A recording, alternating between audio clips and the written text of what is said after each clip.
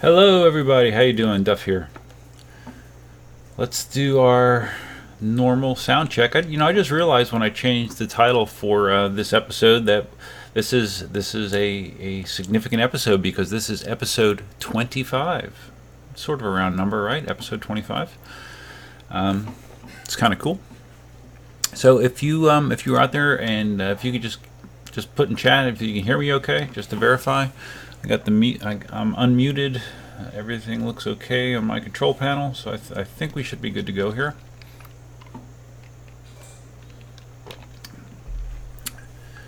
But we will confirm that before I go further. Let's see what happens. So how's everyone's weekend going? Hopefully good. I had a good weekend. Super hot down here in Southwest Florida, but got a decent amount of stuff accomplished.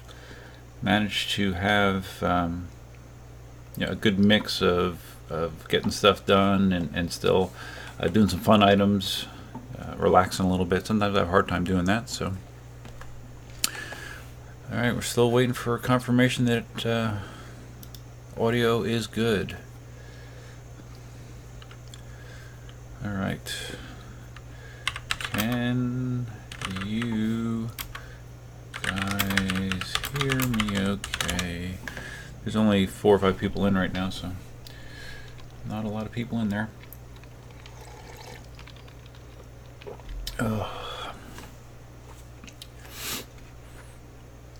Let's see. Okay, Cindy can hear me, so that's good. All right, so sound is working good. So anyways, 2 weeks ago, I had the live stream going, and about 45 minutes into it, the internet died at my house. And I tried probably for, 10-15 minutes to get it back up, and it was not coming back. It came back maybe an hour or so later, so hopefully we don't have a repeat performance tonight. Internet here is usually pretty reliable, but it was not 2 weeks ago. So there was some lots of PEV news and Tesla stuff going on, but most importantly, Katie finally had her baby. She had her baby last Friday, right after midnight. So I guess it was technically Saturday morning. It's the 25th, right? I don't have my calendar here, but yeah, baby Daniel was born. Things went well. Everyone's doing fine, and Cindy's now a grandmother, and Katie's a mother, and Daniel's a father, and yeah, it's been a new experience, but he's been a good baby. It's been going pretty well. Hi, I'd Scooter Rider. Thank you for confirming you can hear me. So yeah, it's the first time that I've ever been around a newborn in my, well, I shouldn't say that. When my one niece was born, I was there shortly after she was born, but I don't have a lot of experience with young children. Mitchell Barnow says, you saw the beautiful baby in your video. Congrats. Thanks, Mitchell. Appreciate it very much. I don't recognize your name, Mitchell. Maybe I'm assuming you might be a Tesla guy. And if this is your first time visiting the live stream, welcome. Thank you for stopping in. I appreciate it. Yes, 25. I'm a grandma. Yeah. Oh, 20. Okay, so it was May 25th is his birthday, technically. And he was 7 pounds, 14 ounces, and 21.5 inches, I believe. Cindy will correct me if I'm wrong. So a pretty big baby. Pretty big baby. But Katie did really well. It's nothing I would want to go through. Childbirth is not for sissies, that's for sure. All right, so Mitchell is a Tesla guy, and it is your first time. Okay, good. So anyways, like I said, the last live stream got cut short, so I have my topics from that aborted episode and stuff that I have since then. So I have a number of things to talk about. So if you've been watching my channel, you know that there's been an overload of Tesla stuff. Tesla stuff has sort of taken over the channel for now. I guess it's to be expected. You know, you buy a new car like that, and it's exciting, and you know, you're learning stuff all the time. So I've been putting a lot of Tesla content out there.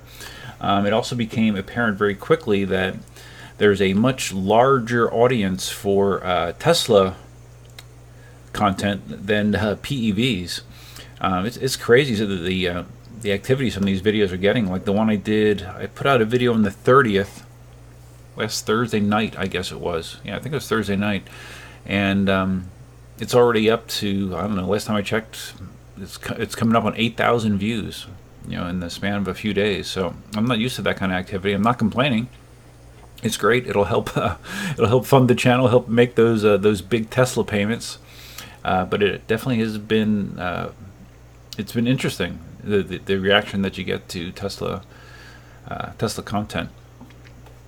And there's definitely I'm used to, with my electric vehicle stuff, my EUC and one wheel and stuff, that most of your likes will be, it'll be almost entirely positive feedback that you're getting. With Teslas, that is not the case. I'd say it's my average like ratio is running in the area of 80% or something like that per video. So for every 4 people that like what I put out there, there's 1 that does not. So, but it's okay. It doesn't bother me.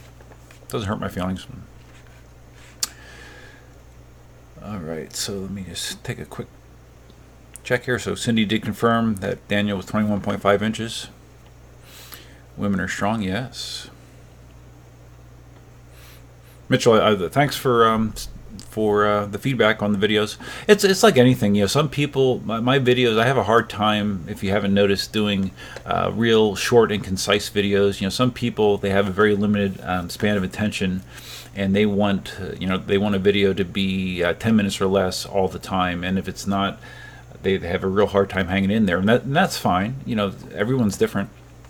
Some people kind of like my rambling at times style. So yeah, it's just a matter of whatever your personal preference is. Yeah, Mitchell, I know there are a lot of Tesla haters out there. I am discovering that, definitely. So one of the things with Tesla related was I did just get the new software update, the 2019 16.3 software update that got loaded up Wednesday night. Yeah, because I did the video about it on Thursday. And it's cool. It has a number of cool features, although I did hear some people had some weird bugs with it. Like they had some issues where they couldn't get autopilot to engage. I did have one weird bug where the day after I loaded the software, I went out to my car after at lunch, I guess it was, yeah.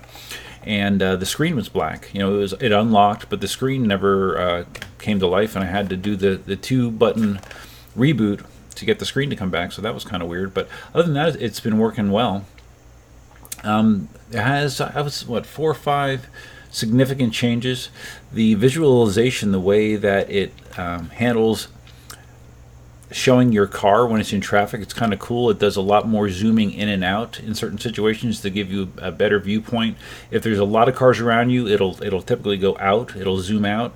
But if there aren't a lot of cars around you, it will zoom in, and you get a better viewpoint of what is immediately around you. And I kind of like it. I like the new visualization options. They messed around with Sentry mode. Did a few things there. They made it much easier to activate it. If you just want to activate it quickly, it's in the icons along the top of the menu. There's now a Sentry mode icon where when you put the car in park, you just hit that. It'll go red, and Sentry mode is activated instead of having to step through several screens in the way that you used to have it, the way you used to do it before. And there's also options now where you can have Sentry mode automatically turn on whenever the car is put in park.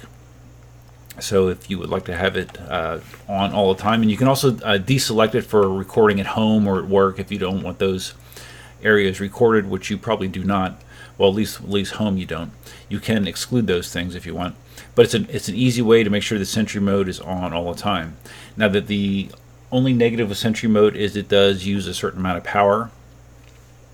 because I guess Sentry Mode prevents your car from going to sleep, because it's always looking for movement. So that is one downside, but I really don't mind it. Sentry Mode is pretty cool. A few times I've had notifications that I check back on, and I kind of like being able to see what's going on around the car. Luckily, I never caught anybody hitting my car yet, with their door or something. So, but it is nice to have that ability. Lane departure avoidance. There's an option now that you can have the car either warn you with a audible sound and a visual key that you're departing a lane. Like, say you're drifting out of your lane, you don't have your turn signal on, it can alert you, and you can go one step further where it'll actually correct you. If you start to drift out of the lane, it'll automatically steer you back. Yeah, excuse me. So that's a new feature. I don't know that I would want it to actually steer me back, but I do have it turned. I believe I have it turned on that it should notify me, but I don't have it steering back automatically. It also added an option to do emergency avoidance. It sounds like, if I read it correctly, it sounds like it will automatically try to avoid a collision from the side. Like if someone's drifting towards you, for example, it will steer away from that. And the only other thing that I noted here was the option with updates that you can hit a slider that will make it that your car automatically gets the latest and greatest updates instead of just waiting for Tesla to push it whenever they feel like it. It's basically putting you on the bleeding edge of software updates, so you would get them quicker. And of course, I turned that on immediately because I always want the latest and greatest, and most people do. So I thought that was cool. So other than that weird stuff with the screen, I have not had any problems with the 2019 16.3 software, and looking forward to what's going to be coming next. JSP, have I ever ridden an electric mountain bike? No. I've never ridden an electric bike per se at all, really. And I know. I think it was the last stream, or maybe the stream prior to that, there was someone talking about some of these electric mountain bikes and just how ridiculous they are. They have incredibly strong motors, and they can go 30 to 40 miles an hour, I believe is what the guy said. They sound crazy. Oh, so okay. Now speaking about the Tesla Autopilot,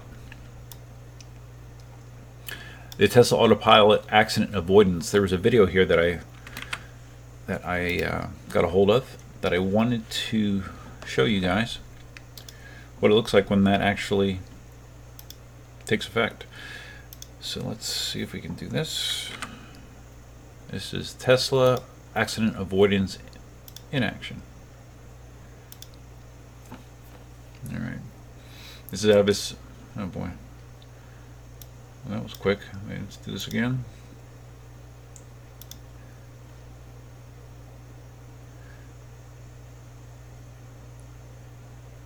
There's a car on the side that starts coming over.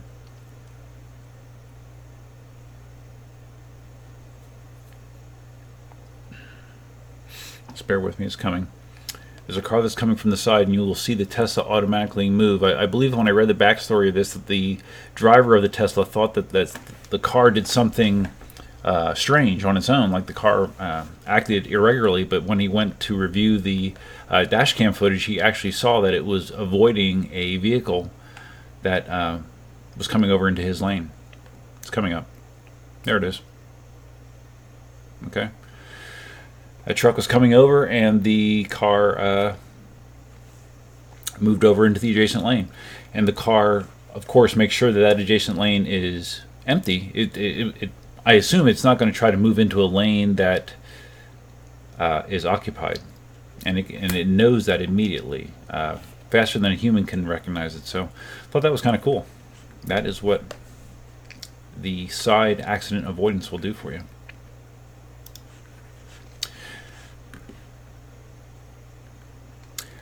Leonard Kubiwamana, that's a That's a mouthful.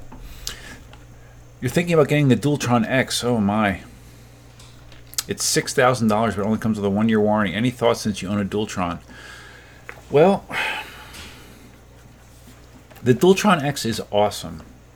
And just today, actually, our ride today, I had my Kingsong 18L, and Cindy had our Dualtron 2 EX, which is the low-end dual-motor Dualtron. I think it's the lowest-end dual-motor Dualtron. And that thing is great. It does everything that we need. It gets great mileage. It has fantastic power. The build quality is very good. I think we paid $2,200, I believe, if my memory serves me correctly, from eWheels for that scooter. And for me, that was stretching it. That was it's the most expensive electric vehicle that I've got outside of the Tesla. Most expensive personal electric vehicle that I've bought, and that was $2,200. So I knew the Dualtron X's were expensive. I did not know that they were $6,000. Wow.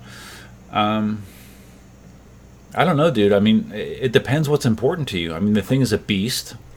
Depending on where you live, you could get into, you could have some legal issues.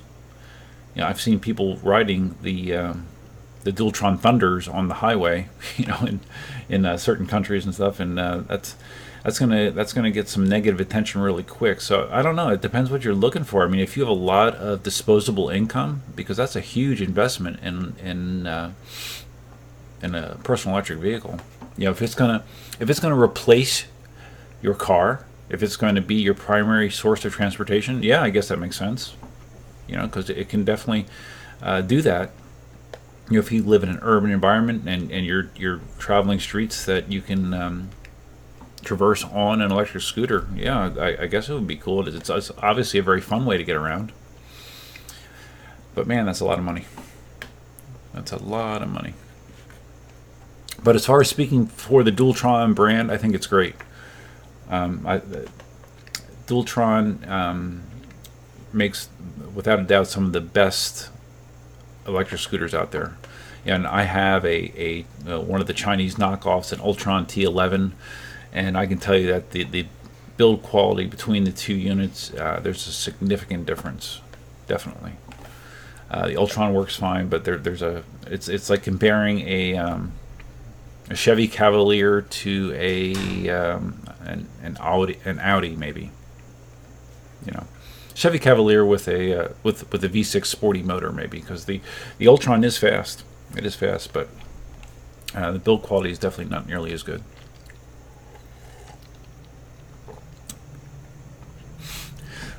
So Leonard says that it's the 1-year warranty that gets me bothered. Well, that's pretty standard in the PEV market. Unless you're aware of another scooter company that's giving you more than a 1-year warranty. The only way that I'm aware of getting more than a 1-year warranty on any PEV is if you buy it from Speedy Feed over in the UK. Ian tacks another year onto the warranty of the devices that he sells. But I have not heard of anyone offering more than a year warranty on a PEV. So sure, it'd be nice to have a warranty like a car, you know, like a 3-year, 36,000 mile bumper to bumper warranty. But as far as I know, that does not exist. And I mean, as long as you take care of the Dualtron, I mean, I wouldn't expect to have a lot of problems with it. I mean, outside of the possibility of flat tires, the battery, as long as you charge the battery the way that you should. Like for example, with our Dualtron, I charge it when I got home, and I have a variable charger. I would invest in a variable charger that allows you to charge at variable charge rates. Like my charger will charge anywhere between 1 and 5 amps, and it charges up to 100%, 90%, or 80%. And generally speaking, for most situations, you're going to want to only charge your battery to 80 or 90%, with charging it to 100% like maybe once every couple months. And that's the way that you can maximize the amount of charge cycles that you get out of your lithium pack. And don't run it down to empty if at all possible. I think the rule of thumb is try to keep it between 20% and 80 to 90%. and that's the way you're going to get the most charge cycles out of it. All right, there is one other Tesla, two Tesla things. This was something that I wanted to talk about 2 weeks ago, and that's enhanced summon. Right now, my Tesla has summon mode, but summon mode for everybody except the very few people basically just means you can back your car forward, or back your car backwards, or pull it forward with the app. But Tesla, especially once you have full self-driving, is going to be offering something called enhanced summon. And what enhanced summon is say, for example, it's raining and your car's in a parking lot. You can go out there with your phone, put a push pin where you want the car to go, and the car will turn on, back out of the space, avoid pedestrians, cars, other obstacles, and come and get you, which is kind of awesome. The one caveat is it's slow. I believe what I read is it's speed limited to no more than 3 miles an hour. So there's a good possibility that someone that's behind you might get annoyed when you're summoning your car. This is okay. This is a car.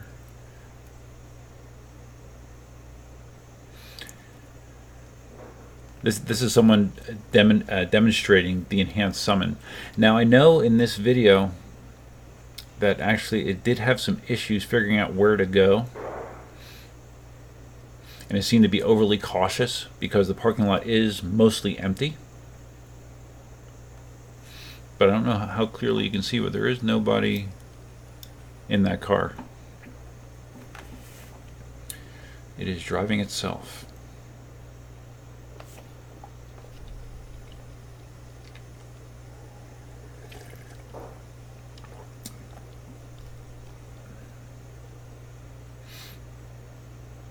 So like I said, if you watch this video, you'll see it didn't exactly work as cleanly as you would hope.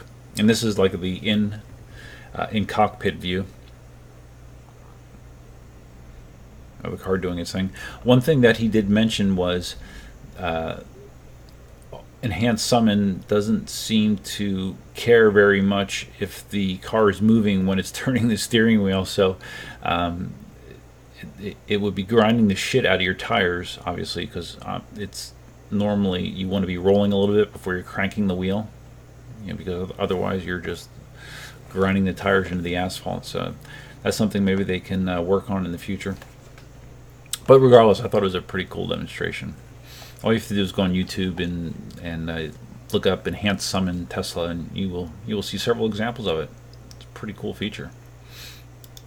And so that's the awesome thing about the Tesla is it gets better over time. It's not like 99.9% of the other cars you buy. You buy your car and that's your car and that's the way it's going to remain for 10 years. With a Tesla, it's constantly improving.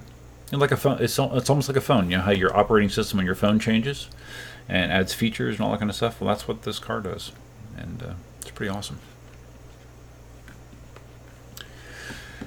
All right, and then there was one other Tesla video. Oh, this was cool, and this is courtesy of a YouTube channel called E for Electric. Tesla just released they call it a refreshed version of the Model S P100D that has different motors, I think better batteries, a couple other changes. I'm trying to think what else. But this guy just got one of these cars and he took it to the drag strip. It was unmodified. It was totally stock. Let's stop this for a second. And it was pretty incredible the time that he ran. Let's see if I can just get to the run. We don't need to.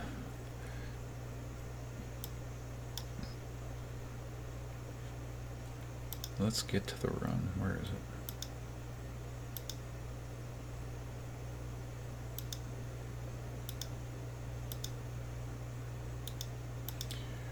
Bear with me. He jumped back and forth between talking and showing the footage. Okay, I think the footage is actually pitching his merch. Okay, here we go.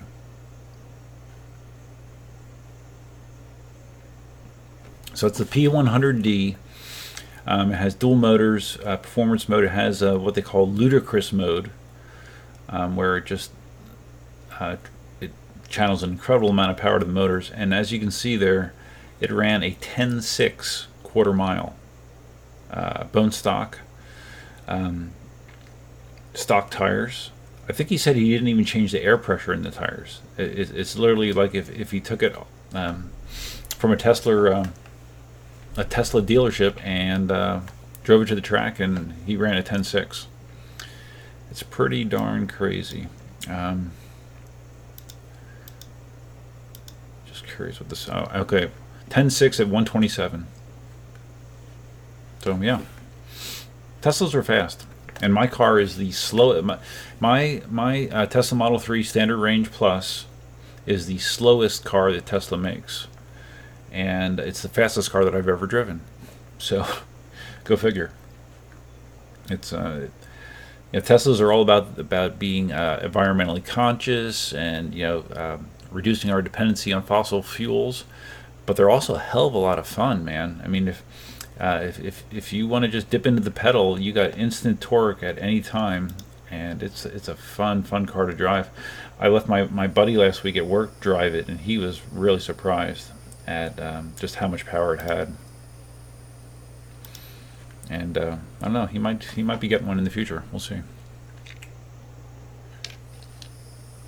Alex from Russia. Alex from Russia. I don't know. I'm not sure what Alex from Russia is. Or is that the guy that was in that video? I don't know. All right, so let's see. I wanted to see if I have any other Tesla stuff on my notes, because otherwise I think it's all PEV stuff. Yeah, it is. Okay, good. And if anyone out there is... Oh, E for Electric is Alex. Okay. All right. Thanks, Mitchell. Thanks for the clarification. Anyone out there wants to talk Tesla stuff, throw it in the comments. I'm happy to talk about anything, really. Anything you want to talk about, but otherwise I'm going to just work off my notes here. So they had a Nikola demo day in New York City, where I guess there's a dealer up in New York. I think it's called like NYC EUC or something like that, and they were passing around the Gotway Nikola. A bunch of people rode it. I didn't really see a lot of videos about it. Maybe I'm just missing them. I don't know. The only video that I watched was from Hassang. He's the guy. He's the Z10 guy, and he rode the Nikola around quite a bit, and he wasn't a fan of the way that the Nikola felt. He said that the wheel felt wide, and that's saying something coming from a Z10, which has the widest tire of any production EUC. But if you actually would measure the shell of the Nikola is wider than the shell of a Z10. And I believe the MSX shell is even wider than a Z10. So yeah, Gotway isn't real good at making skinny wheels, that's for sure. Let me see if I can get this up here, and then maybe we can just go to his summary.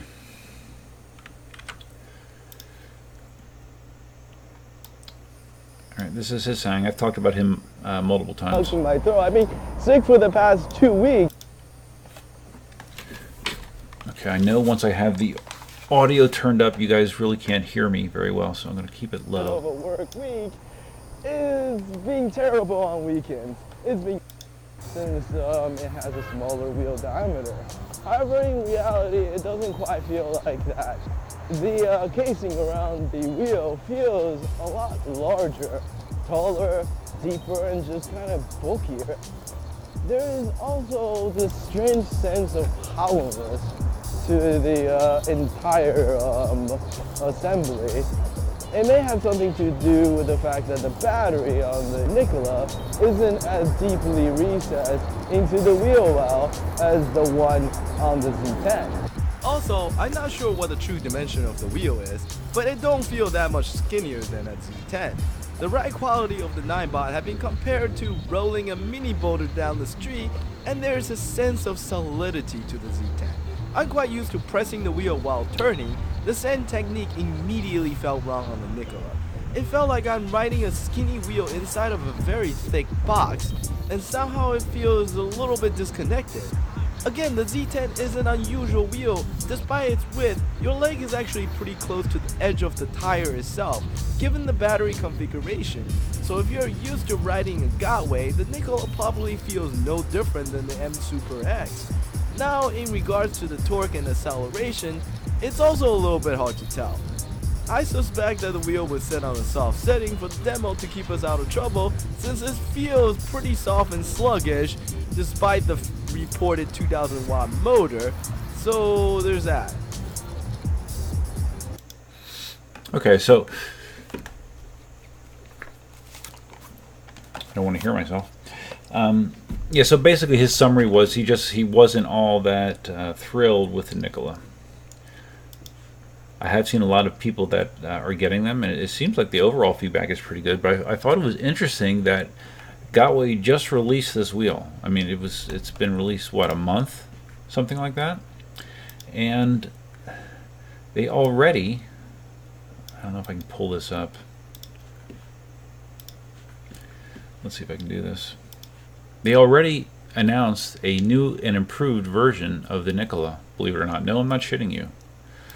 And if I just bought a Nikola, I'd be pretty pissed, to be honest with you, that they're immediately releasing an upgraded model. Let me see, can I get this up? Because it's a Facebook link. It's gonna probably want me to sign in. Oh no, okay, it did come up. Good. Check it out.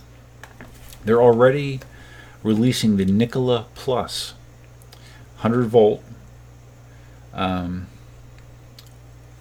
check this out. I don't read Chinese, but I'm assuming that they're talking about the motor, a 3,000 watt motor. For the longest time, a 2,000 watt motor was the absolute pinnacle of EUC power plants. That says it's a 3,000 watt motor. That's crazy. And a battery. Let's see, where did I see the battery? 1,800 watt hour battery.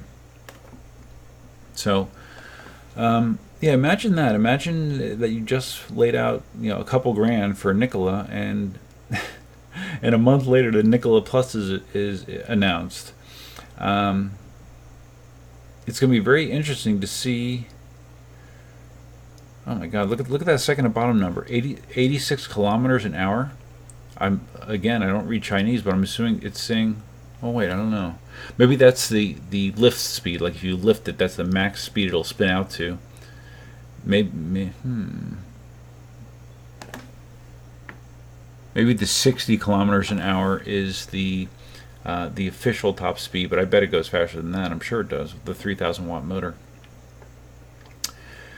So yeah, get ready for a whole round of people crashing, and instead of crashing at 40 miles an hour, they'll crash at 45 or 48 or 50 miles an hour. Who knows? But I really have to question Gotway's strategy here. Just I know that they have an aggressive release schedule, but you can't one up a model that you just released a month ago. I know Marty ordered a Nikola, and I'm sure he's not happy at all. If he had a choice, I know he would prefer having the more powerful wheel. And I almost felt that way with my 18L. And I guess it was partly my fault because I didn't even know that there was an 18XL that was in the pipeline when I got my 18L. But now at least there was a significant time difference between the two announcements. It was at least 6 months.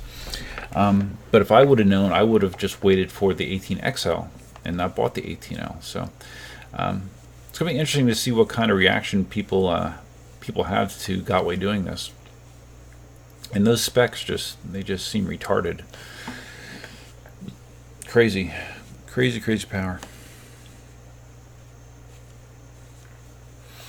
Avo's here. Hey, Avo. I remember you from the last live stream. How you doing, bud? Mitchell Barnow, those are awesome one-wheel electric unicycles. Yeah, Mitchell, that's for like the last 3.5 years. That's been one of my major hobbies. I picked up 2 major hobbies in the last 3 to 4 years. One is electric unicycles / one-wheel / electric skateboards / scooters, and the other one is 3D printing. So yeah, those are my 2 big hobbies, and now I have a Tesla on top of that. So they're a lot of fun. Electric unicycles are a lot of fun.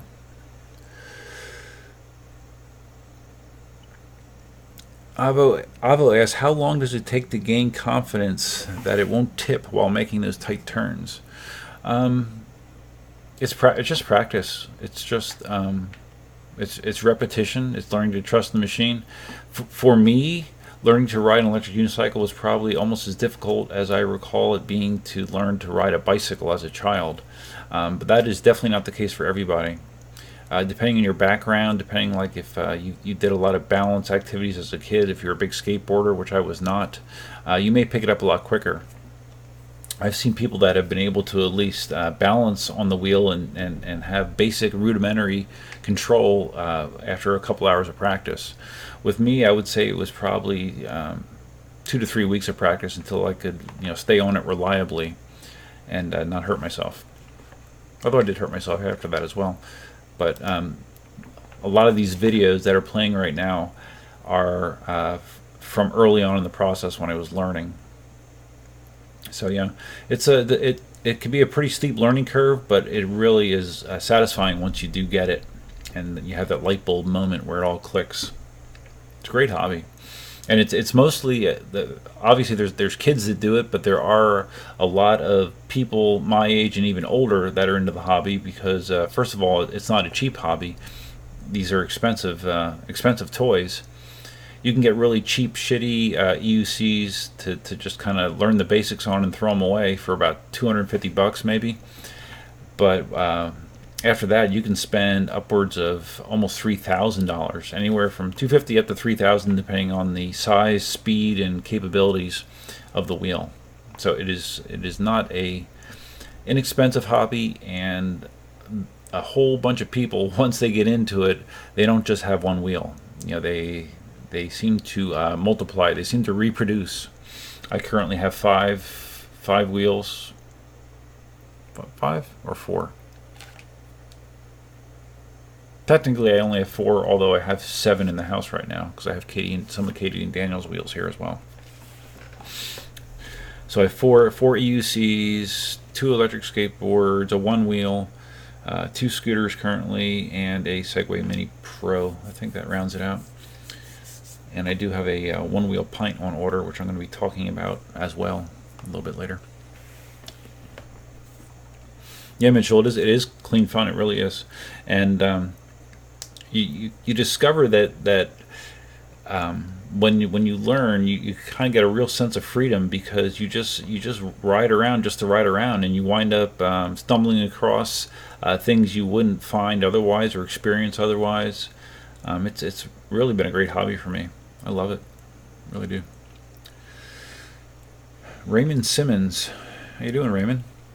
When you started EUC, did you get wobbles? Did they go away after you gained strength? Oh my goodness, yes, I had wobbles.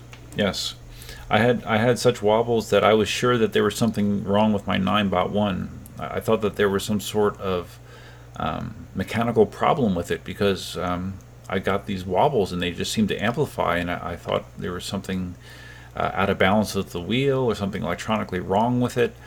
But no, it really wasn't the case. It was just me.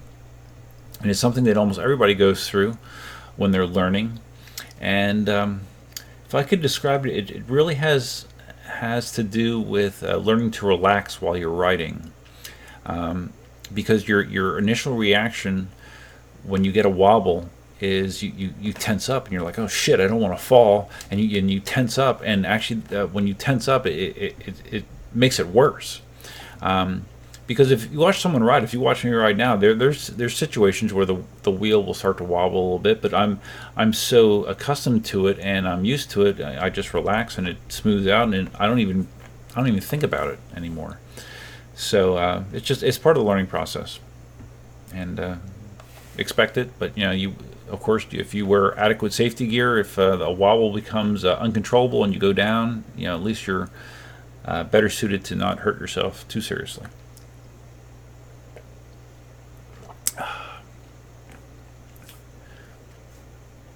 EUC guy can push a car with the Nikola. Oh, geez. Copanado. Yeah, have you... Well, obviously you saw him burn up his MSX intentionally, Matthias, by pushing a car. He doesn't say anything about a Nikola. I don't think he plans to buy a Nikola right now. If he does, because I talk to Matthias on a pretty regular basis, he seems to be all about his monster right now. I mean, he's going nuts with doing mods to the monster. He did all that work with his Arduino, custom programming of LED strip lights that he has all over his monster, temperature warnings, temperature sensor. He has been messing up a bunch with his custom side pads, which he sells a set that has lights inside of it. And I believe, he did a mod too where it auto senses the amount of light in its face, and if it doesn't sense, oncoming light, I believe it flashes high beams. It will actually use higher intensity LEDs. He's really going crazy with it. He's such a creative guy, and his technical skills are top notch. Matthias is very, very impressive.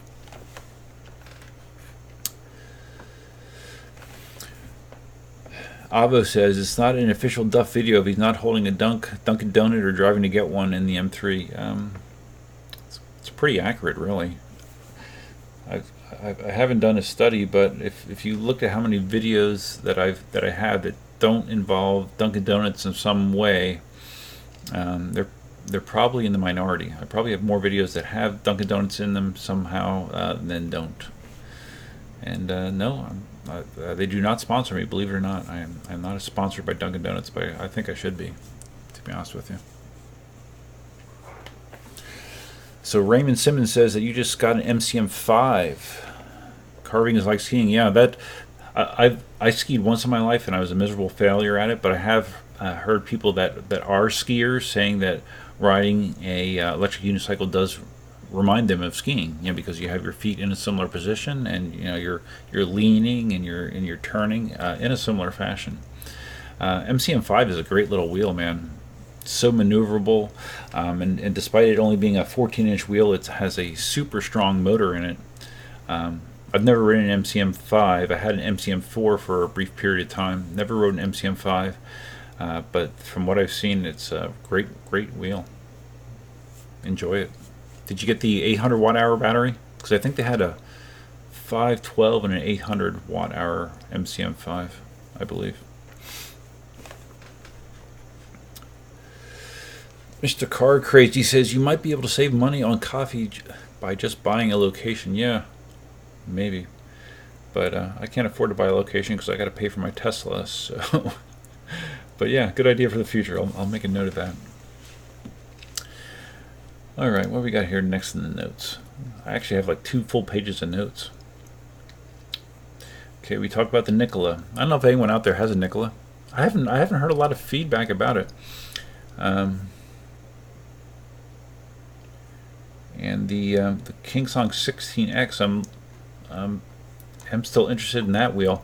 I had Jason from eWheels had reached out to me about something, and I asked him about the 16X, asking him if he's doing another tour of the 16X. Kind of trying to find out if, first of all, if he was doing one, and second of all, if I was going to be included in the cross-country tour of the 16X, and I never got a response, so I don't know.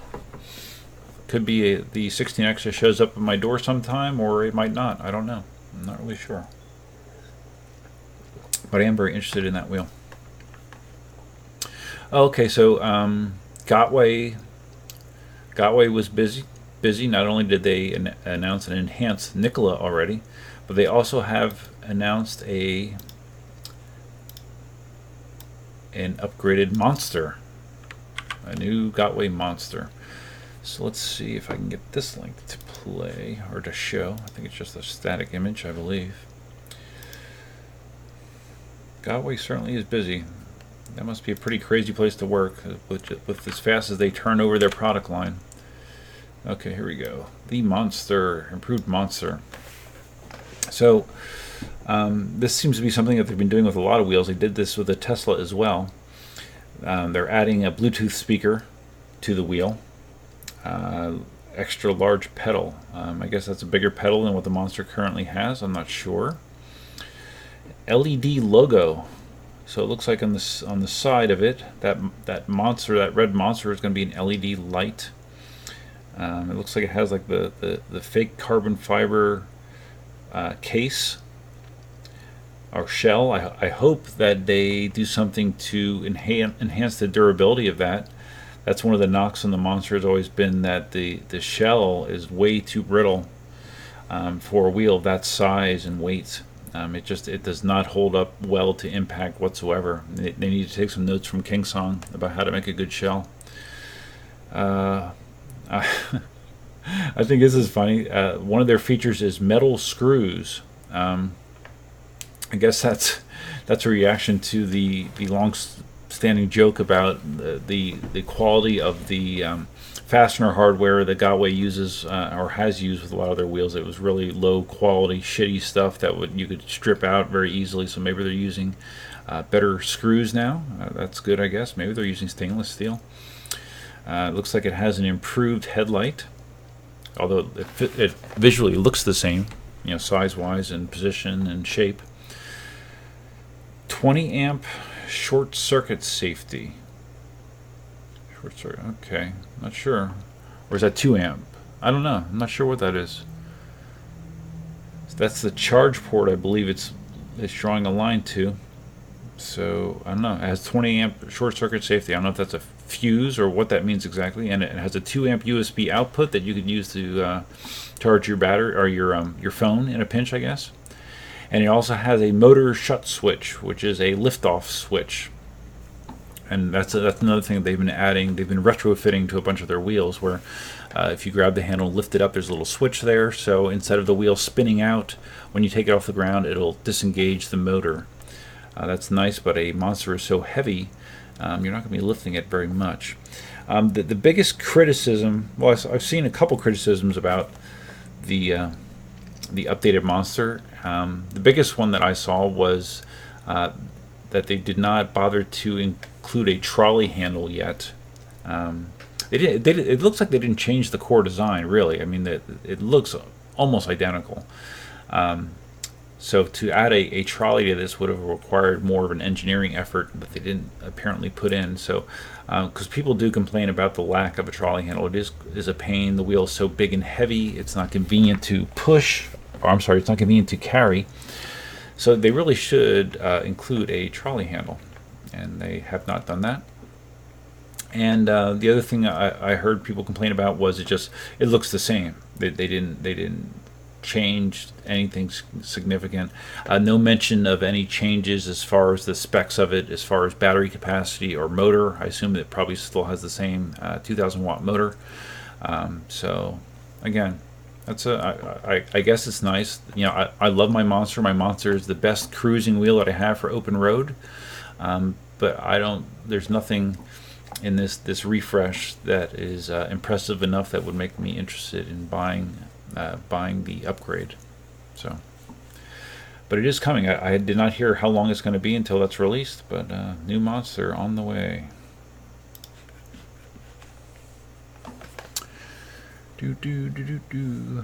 Raymond says you got the 800 watt hour battery. Okay, good, on your MCM5. Very good. You haven't checked, but I hope to get 20 miles out of it. 180 pounds. 20 miles on an 800 watt hour battery with a 14-inch wheel. It's possible. Yeah, you could, depending on terrain and conditions. You're not hitting a bad headwind. On my Gotway M Super V3, that has a 820 watt hour battery, but now that's an 18-inch wheel. And the most mileage I've gotten out of that was what, I haven't really pushed range very often except when I took it to work that one time. And on the way to work, I barely got 24 miles of range. I was on fumes when I got there, but that was me riding faster. I had a lot of headwind, and then when I rode back, I had more of a tailwind, and I covered that distance with, I think, 20% left. So I don't know. You might be able to get 20 miles out of it. But as far as cruising distance, an MCM5 probably is not going to be the most comfortable wheel to do that. You know, bigger wheels are definitely better if you're going to be doing long rides in most situations. Ava's heading out. Okay, man. Thanks for stopping in. I appreciate it. Appreciate you stopping in. Mr. Car Crazy, do they sell parts for these things after you crash it? Yes. eWheels.com has a large parts part of their website. You can buy a lot of parts. Availability is another thing. You never know if it's actually going to be available or not. The downside is if it's not available and they have to order it, or you're waiting for a part coming from China, it can be a long process. Sometimes people will try to, if you can't get a part from a local dealer, they'll try to like go on AliExpress or something like that. But even then, you're still going to be waiting quite a while. But the short answer is yes. You can get a number of parts from the reputable dealers that sell EUCs and other PEVs. So okay, let's see, what are we talking about? We talked about the new monster, the sort of new monster. It's not really all that new, but it's refreshed. I should call that the refreshed monster. It's not a new monster, really. Here's a video. Like we've seen in the past couple months, I've shown several videos of people crashing when riding at high speeds aggressively, and I believe every one of those has been a Gotway wheel. I think an MSX, actually, to be honest with you. But here is someone crashing on a Z10. They were riding aggressively, riding fast, and despite riding fast, they were leaning for more speed, more acceleration, and the wheel cut out on them. So let's see if we can get this up here. We can watch the carnage. All right. Sounds off. The guy that crashes is actually left. Is that guy? I think someone goes by that guy. He's right there.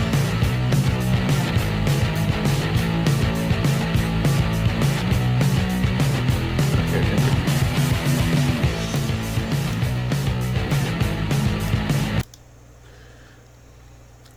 Okay, I think the crash is further along here.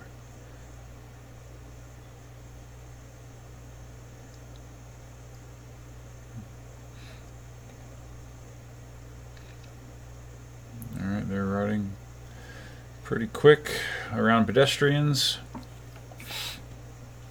Always a pet peeve of mine. Okay, I think it's the guy on the far side. He just turned off his headlight. There he goes. Yeah, I'm pretty sure it's that guy.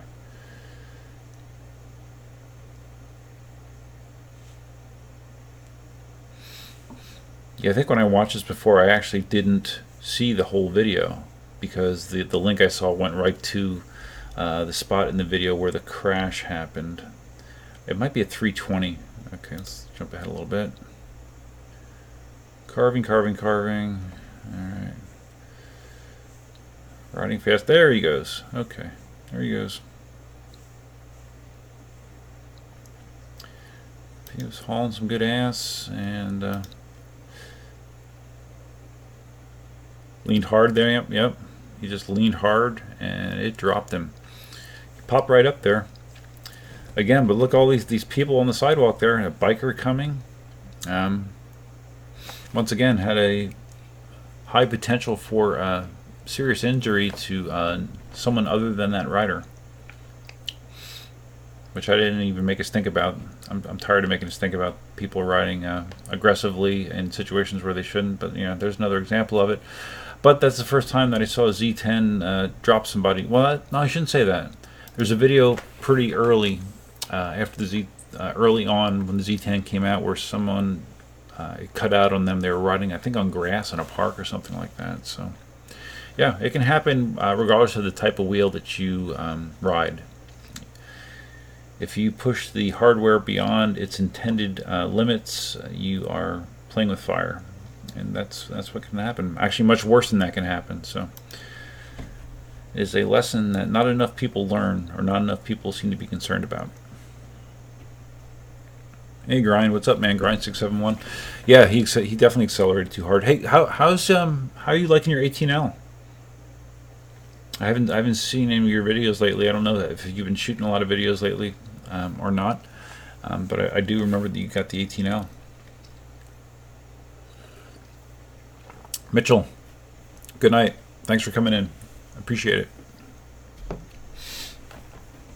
Yeah, it's a school night for me. I got to go to work tomorrow as well. What time we got here? Almost 9. Okay. You love your 18L? Good, man. Yeah, it's as far as EUCs go, it's the EUC that I'm riding the most for sure. I am a big Kingsong fan. You had to replace your front LED; it went dim. I never heard that happening with the Kingsongs. That's cool. I assume it was pretty easy to do. Oh, Jason sent you one for free. Good, awesome. Yeah, that's weird. That's weird. I never heard of a LED going bad on a Kingsong. To be honest, I haven't heard of many LEDs going bad at all on EUCs. It's not a very common failure. Oh, so it is common, really? Okay. First time I heard about it. Hopefully mine continues to work. So did you, Grind, is the 18L still the only EUC that you own? Did you catch EUC flu like everybody else normally does, and they start buying multiple EUCs?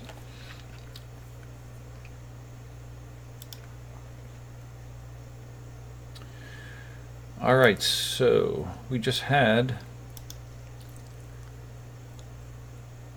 You broke some screws because I use a drill for screwing. Yes. Okay. Okay, so Grind only has the 18L. Okay, well, good for you.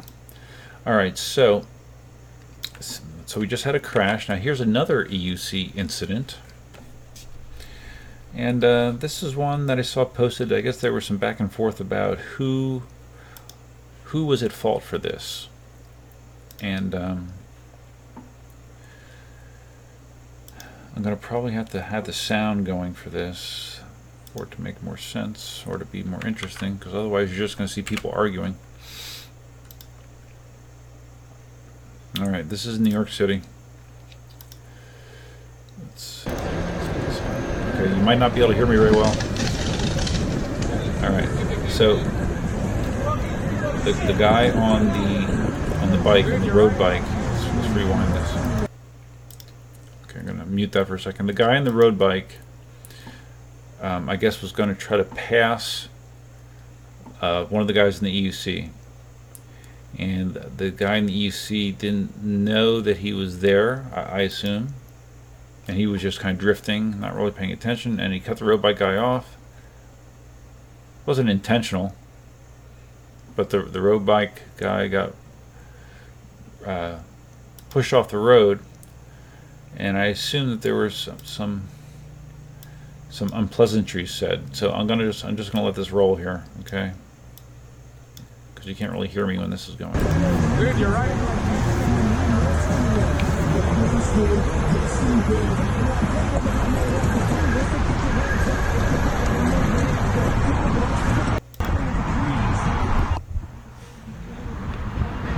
Hey guys, come back! Come back! Come here! Come back! Hey! Hey, what the fuck are you guys doing? Hey, what the? Uh-oh. I'm gonna get demonetized. Alright. I'm gonna kill the sound. Alright, so like there's some pushing and shoving going on. Cyclist is all pissed. I don't know if he swatted at the guy's camera. That's kind of what it looks like. So, I mean, I think the guy on the EUC had was guilty of maybe not paying attention as much as he should have. Maybe assuming that no one was going to pass him, so he was just kind of drifting. So that's one of the reasons that I like having a rear view mirror, because it's very easy to have awareness of what's going around you. Where I live, there's a lot of road bikers, and if I'm not pushing it on the EUC, a high level road biker can blow by you, pretty easily. So that's one of the advantages of being aware. But that being said, I think the the guy on the bike was kind of an asshole and a hothead, and I think he overreacted without a doubt. But this kind of stuff happens, accidents happen, but also some of them can be avoided with some more common courtesy and just being, like I said, being more aware of your surroundings. And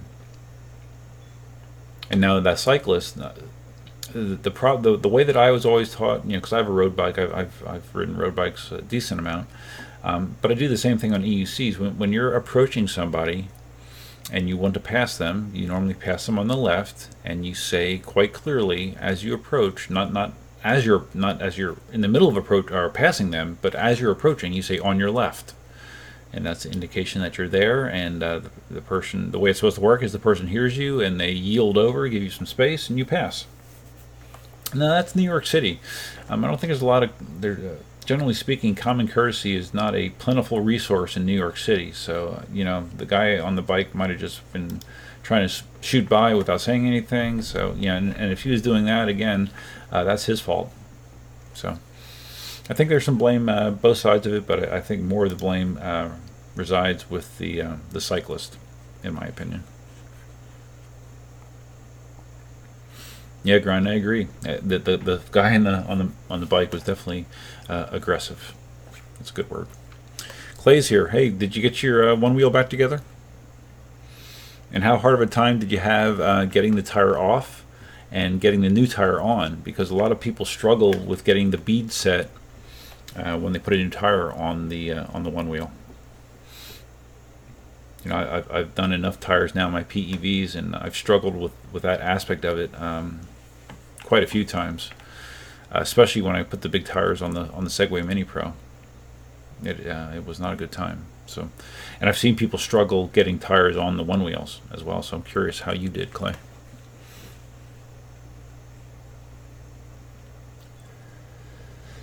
So Grind says that Grind got the larger pedals. Well, I've got the larger. Almost seems like almost everybody got the larger pedals for their 18L. With me, I have size 13, so I definitely noticed a difference. It was a more comfortable ride for me on the bigger pedals. I do prefer them, but depending on how big your feet are, you might not notice a difference.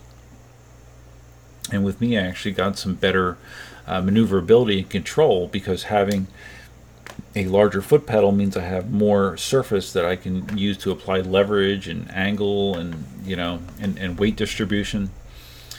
So I feel like I actually have more responsiveness with the bigger pedals for me, but that might not be the case for everybody. If you have smaller feet, that might not be the case. You have size 10. Well, that's big enough. It's big enough that you should take advantage of bigger pedals, I would think. Oh yeah, Grind, I'm sure you have a lot of experience with one-wheel tires. I remember I've watched your video, a bunch of your teardown videos with one wheels. I don't know, maybe when it's time for me to get a new tire, you can fly to Florida and help me put it on. I don't know. Although my tire is still doing fine, thankfully. Oh, so you like hanging your toes over the front. Yeah, hey, different strokes for different folks, whatever. So, speaking of the one wheels, might as well get this out of the way. Let's see. Well, the first thing is One Wheel released a video of the Pint. New York. They've been doing a series ever since the what is that? Ever since the pint was released, where they're going across the country riding the pint, talking about it, is really well done. I really like the guys that they have doing these videos. They're funny, they're cool, they really have good chemistry. And this video in New York City I thought was pretty good. Let's see if we can get this up here.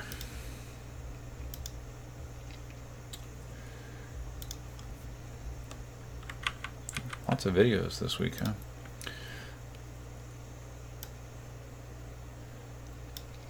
Yeah, this was funny. This was, they combined, or they compared driving to Brooklyn versus someone riding a one wheel, a pint.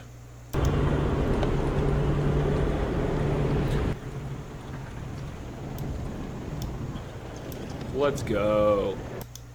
And I think this video is Ted. Ted is one of the one wheel guys. And he's funny. He's he has a very funny sense of humor. He's kind of dry, but very funny at the same time. All right, here let's jump ahead a little bit. And I'm gonna turn the sound on. Go underground into a tube that's filled with people, smells, everything in all of humanity,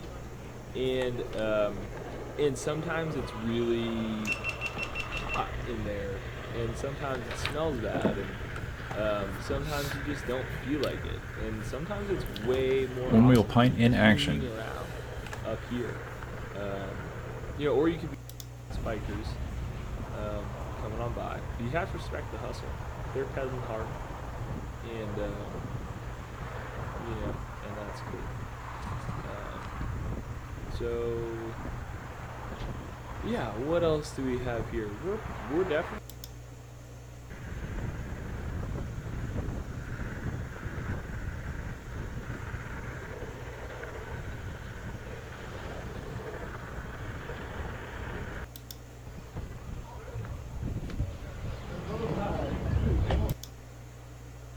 All right, he's demonstrating the simple stop feature that the pint has, where instead of having to do an awkward heel lift to stop your board, you just come to a stop, back up a couple inches, and it disengages. And that's something that they've been really driving home as a nice feature of the pint. Easier for people to learn.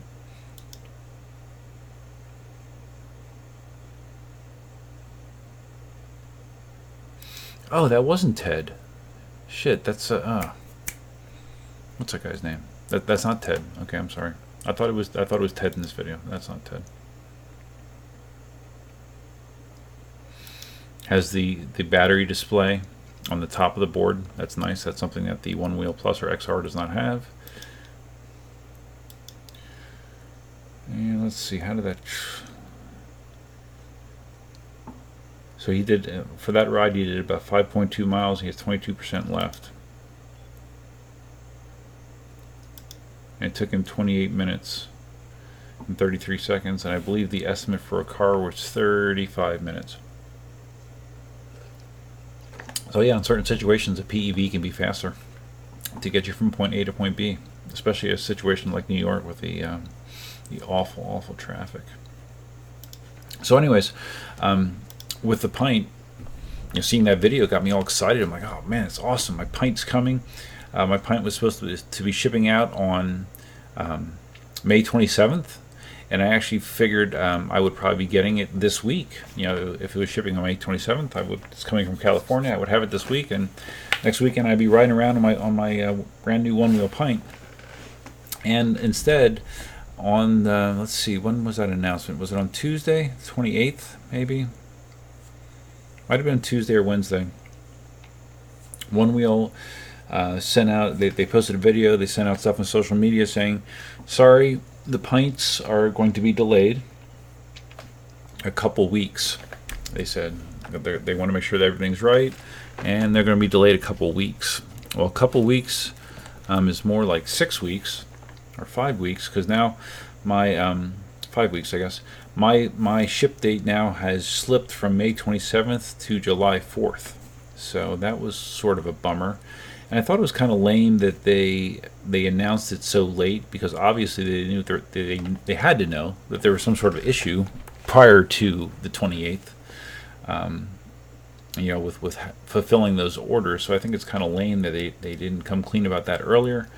But hopefully, in the end, it's worth the wait. All of the feedback I've heard about the pint has been very positive. So I am still very much looking forward to getting mine. But it is a bummer that at this point I've been waiting 2 months, 2.5. I don't even remember when I ordered it. It's been quite a while, 2.5 months maybe. So it's been a long wait. Hopefully, it's worth it.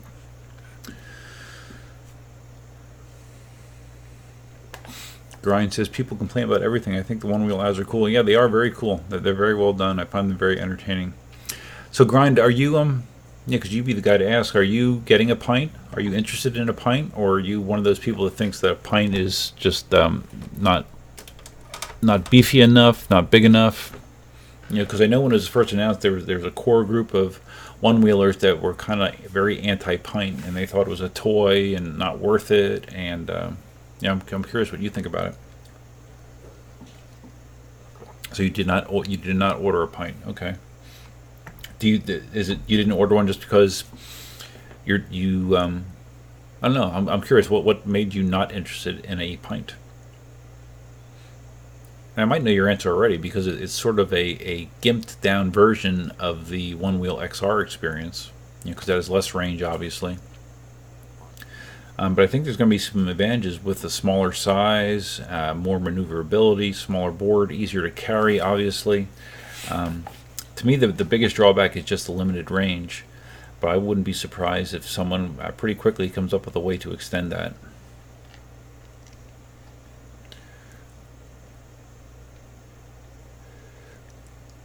Okay, so you're done with PEVs for now, so you're not buying any more PEVs. Okay, good for you, man. You have more self-control than a lot of people.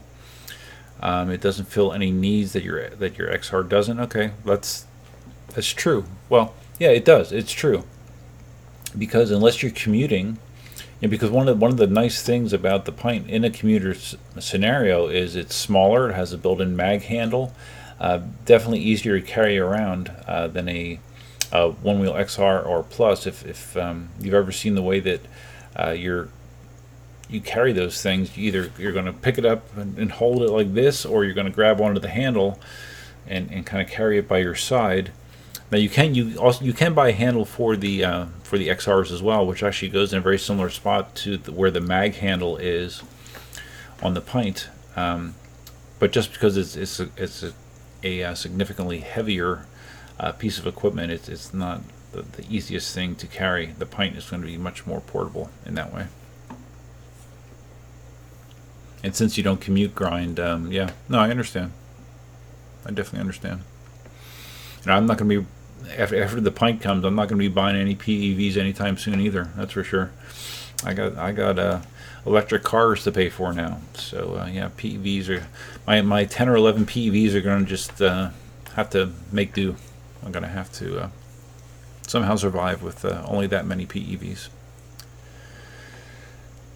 Oh, Clay just got back from the beach. Okay. Oh, so you got back from the beach. I assume you mean you were riding your wheel at the beach? Your one wheel? Yeah, the 18L really is the jack of all trades as far as the EUCs go. The trolley is fantastic, has great power because it's an 18-inch wheel. It handles rough roads very well. The range is good, and you can get the larger battery packs for the 18L actually, which I have done. So yeah, the 18L really is my all-around favorite wheel, all things considered. But my M10 III is my most fun EUC. Just for doing tricks and going backwards, it's the most fun in that situation. And my Monster is my best EUC for open road riding. Hey. No, I could use a quick break. You wanna come in? tell people about what being a grandma's like? You want sunglasses or not? I'll grab them just in case.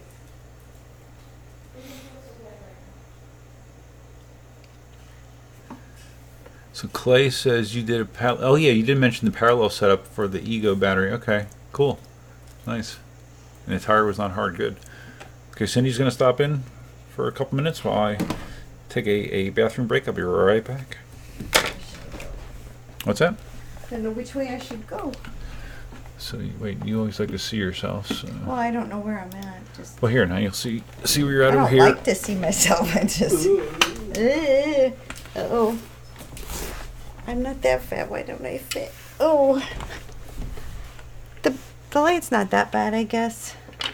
Hi. Let's see. What's everybody doing? I'm a grandma now. So, let's see. Some music on my 18 now, and it's great. Let's see. Tires not.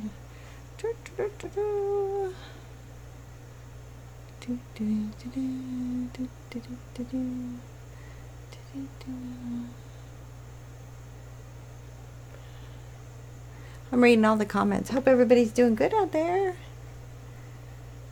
Wow. Grind 671. I haven't seen that name before. I haven't seen Mr. Car Crazy before. So I guess they're new people. That's cool. Let's see.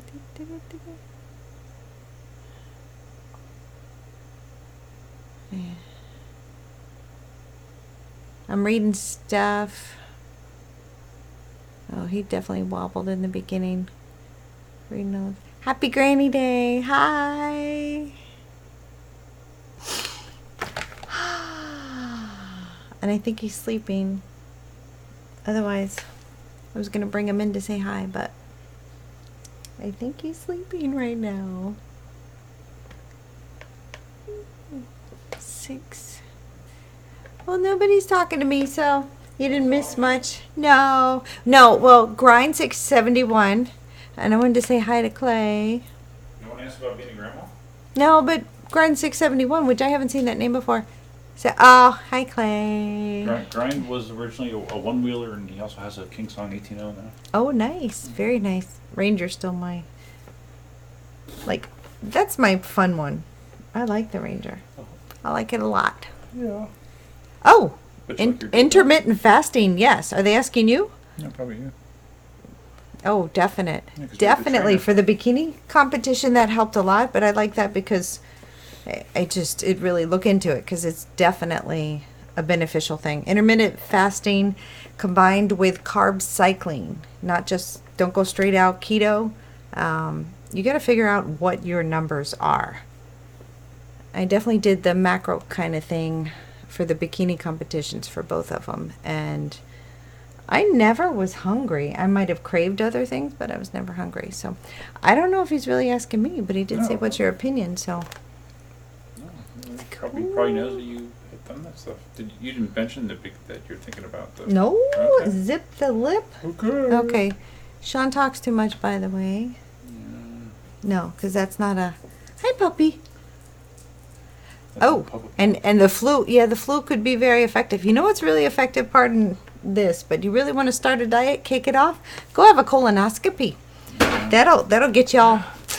Talk about a what's it called? Not a flush. What do you call it when you a cleanse? Oh, you lost 10 pounds. Wow. With those people that All right. coffee enemas. You want to see Duff in a bikini? He could work a bikini. He's got a great body, but he's more on the manly man side. You won't catch him in a pink shirt. Got him a lavender shirt one time, and it's missing. It's gone now. I don't know where the heck it is, but he really didn't like it. I think he wore it once just to make me happy, which was nice. But a wax, yeah. Most men would need a wax if they were in a bikini. I like the hair on a man, so the guys who are wearing the bikinis at the competition, it's just kind of weird. I don't know. Just kind of weird. But, you know, there is, for you out there that are interested in, and don't laugh, but fitness competitions, Aw, Raymond Simmons is saying, you're lucky to have me. Thank you, Raymond. You're my new friend. Hey, he works hard. Everything he has earned.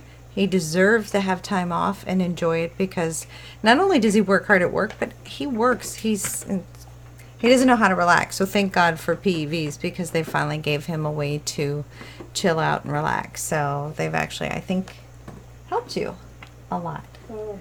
I am a YouTube widow a lot more than before, but that's okay. He's happy and I have he got me he got me into some hobbies to entertain myself, so I wouldn't miss him so much, but it's all good. But for those of you guys out there who secretively want to compete in anything, there is a category where you're wearing board shorts, and it's pretty cool. And Sean would totally rock that part of the competition. I really think he would. Even my two friends who competed with me both sat there and said, oh, he could do this. He could totally do this and probably place, but it's just not his thing. So he's back from the whatever. So signing out. Grandma's out. Grandma. Everybody's so nice. You want your sunglasses, Grandma? Yeah, Grandpa. Thank you. Oh, don't call Sean Grandpa. I gotta sit down. My arthritis. Come on, Grandpa. My arthritis is Let me go out. get Let me you put on some- my glasses so I Let can me see get the you. screen. Oh, you got those blue blockers, eh? Yeah, I got my blue blocker. Do you want some Bengay? Do you No, need anything? no, Ask no, for but can you cream. bring me my Geritol? You please? dare? Oh, jeez. Oh, that's lovely. That's so hot. Yeah, maybe we should just do the live stream as old people, since we are old. Yeah, that'd be great. Raymond, your wife lasted all your PEVs. Midlife crisis? I don't know. Maybe it's a midlife crisis. I had a Chevy SSR, a 2005 Chevy SSR in my mid-40s, and I kind of thought that was the midlife crisis, maybe. I don't know, maybe the PEVs are the next stage, or maybe the Tesla is. I don't know. Getting old definitely is a crisis, but I don't know that it's ever really ended for me. I think it's an ongoing thing. Never goes away. So Grind has my next toy, a pressure washer and foam cannon. I've seen foam cannons. I don't really understand the point of them. I've seen, guys with nice cars with foam cannons. What's the point of it? And how is that better than a conventional car wash scenario? I don't know. Maybe I'm just missing the point. I've never investigated them. I have seen them, but I never really understood why it was a big deal. All right, so let's see. We're working through the notes here. Okay, this was from Heiss, from Belgium. They have a very active EUC group over there, and they actually managed to rent time on I think it's a Formula One track, I believe, to ride EUCs around on. Yeah, check this out. They do all kinds of cool shit over there in Belgium. Very, very active over there. All right, so let's see if we can get Heiss. Yeah, here we go. Let's see if we can grow that up. All right, so yeah, there you go. It's a it's a Formula One track, and that looks like he's on an MSX, I guess. But imagine riding your EUC around a Formula One track. How fun would that be?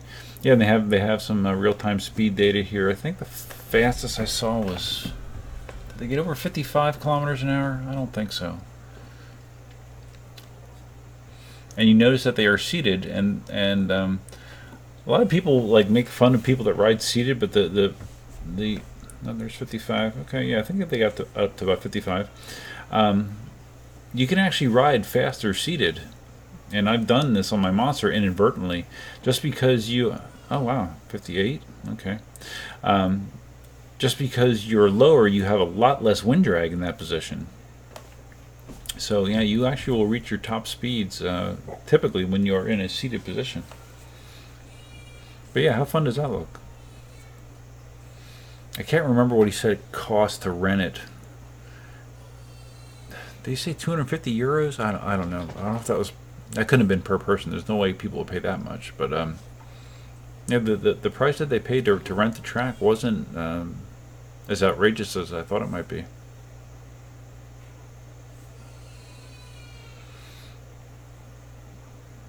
And all I'm seeing right now is Gotway wheels.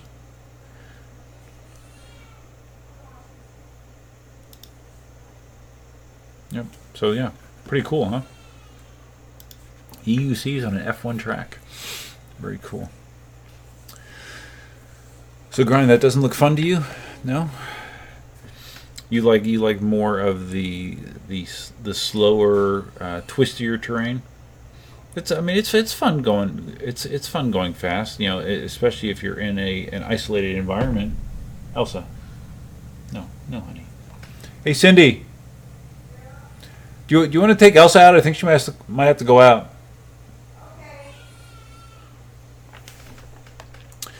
Yeah, I mean, it looked like it'd be fun to me. I'm not sure how much fun, but yeah, it looked fun. Something different.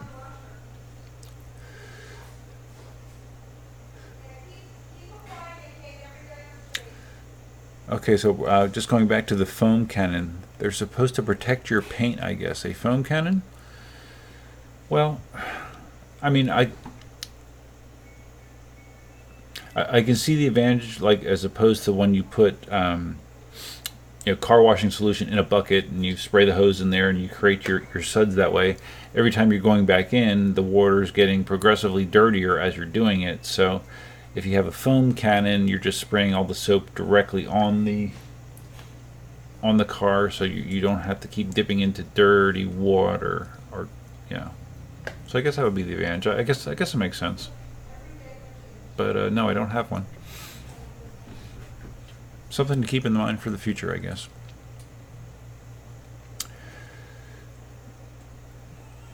Okay. Electric dexterity. Hey, bud, I don't know if I've seen you on a live stream before or not. Hey, Duff, do you think either the M10-3 or the One-Wheel XR Plus would be okay for a bigger rider? Well, I think the XR Plus rated maximum weight is, and Grind might be able to help me with this, but I thought it was somewhere around 275 pounds.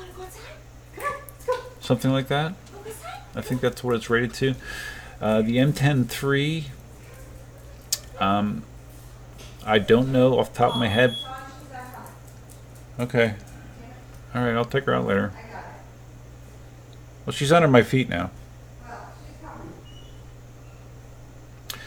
The M10-3, I would guesstimate that it's rated to at least 225 pounds. But don't quote me on that, but I don't think I've ever seen a wheel that can at least handle that much weight. But the M10-3 is a much smaller machine. Go ahead. Go ahead. She's crawling. Come on. Go ahead, Elsa. Good girl. Oh, look at that. Go ahead. Oh, so Elsa is a wonderful dog, but she is so neurotic about so many things. It's just the weirdest things flip her out. Like she develops these fears of things out of the blue. Like, now she's afraid of the rain. She's afraid of wind. She's afraid of the washing machine. She develops this odd thing where she's afraid to go outside. Like we have to play these games to walk her, and for her to eat her food, we have to be standing there and guard and like be in her line of sight so she knows we're around. She is so neurotic, but she's also so loving and fun and entertaining, but she's something else. She probably needs some dog Xanax, something like that. Okay, so Grind said that he thinks the max weight on the XR is 280 pounds. Yeah, I thought it was around there, 275, 280 pounds, something like that.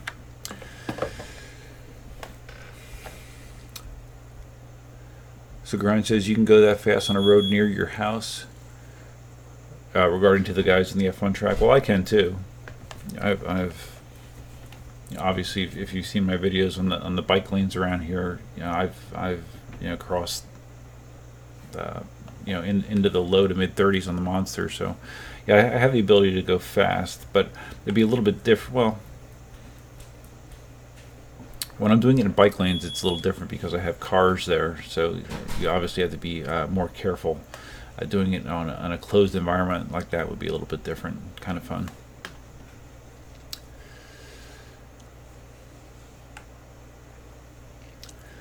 Clay says the foam cannon is for foam parties. Okay, well, yeah, I guess that would be a good use for it. Electric Dexterity says, thanks for the info. You like the Tesla mods you posted? Yeah, those mods I've had those struts sitting around for a couple weeks now. I've had the parts to do that for a couple weeks, and I just hadn't gotten around to it. So I was glad I did. It was interesting, some of the feedback I got from people regarding those mods. Because the guy that originally posted that video, I Want Tesla, he did that last year, like in the middle of last year. So quite a few people have done those mods. But some people had said that they had switched back, especially the for the trunk, or the front trunk mod, the frunk. Some people said that they didn't like how much stronger the new struts were. Some people said that with the lighter tension spring, they had issues with the trunk lid not always releasing correctly. So I'll keep an eye on it.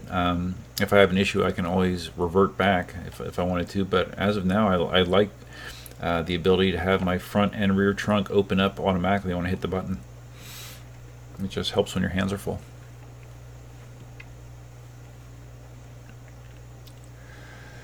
So Mr. Car Crazy says a foam lance for pressure washer is the bee's knees. A foam lance. Now we're talking about a foam lance. What is that? I gotta see this. Foam lance gun.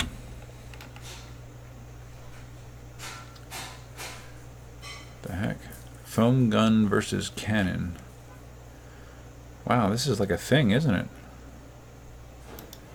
Foam lance cannon on Amazon. $20. That's funny. It almost looks like a paint sprayer almost. Wow.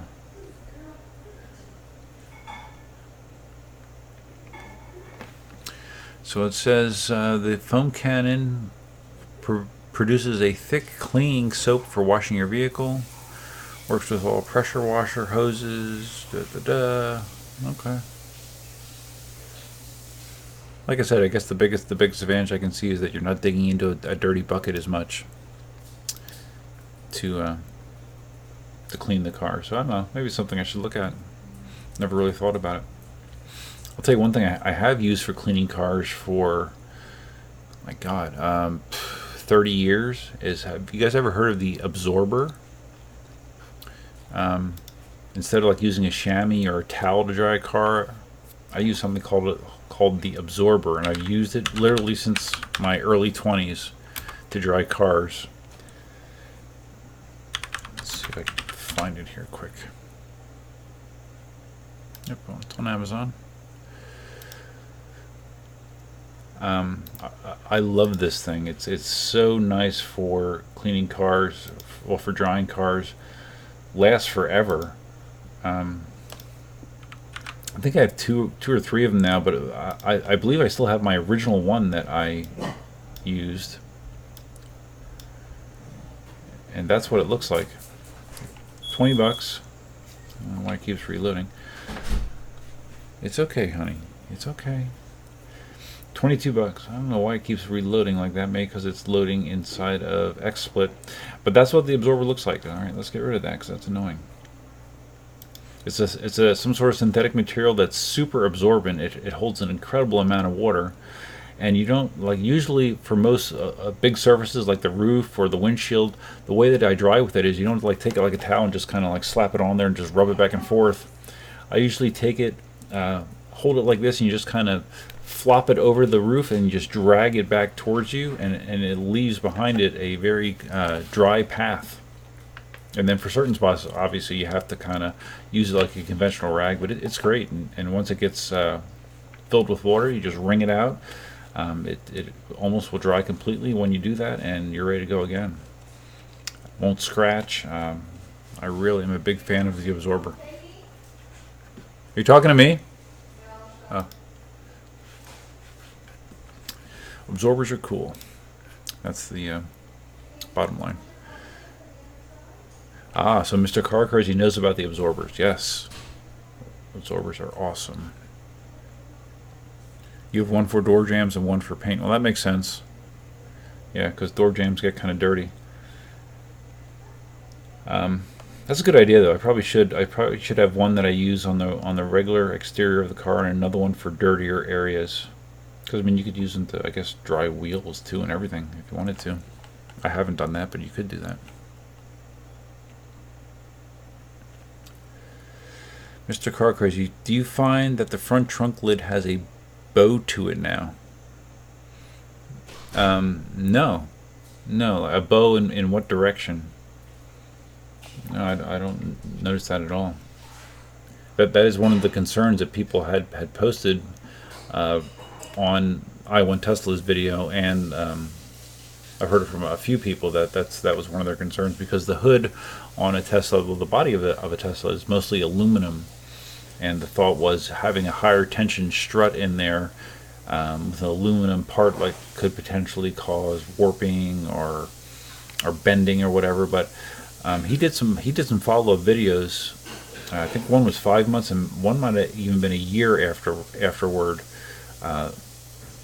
If he had any issues using those higher power struts, and he has not. So I'm taking his word for it. Hopefully I won't regret it.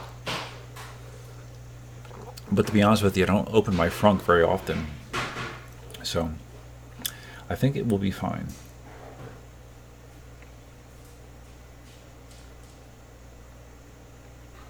You saw one YouTube video where they claimed it was bowed out slightly. I wonder where they're talking about it bowing, like where the struts mount itself. It does seem very unlikely, but I'll take a look. One of the things that I had mentioned from which I haven't even talked about, that I have my issues finally resolved with the Tesla.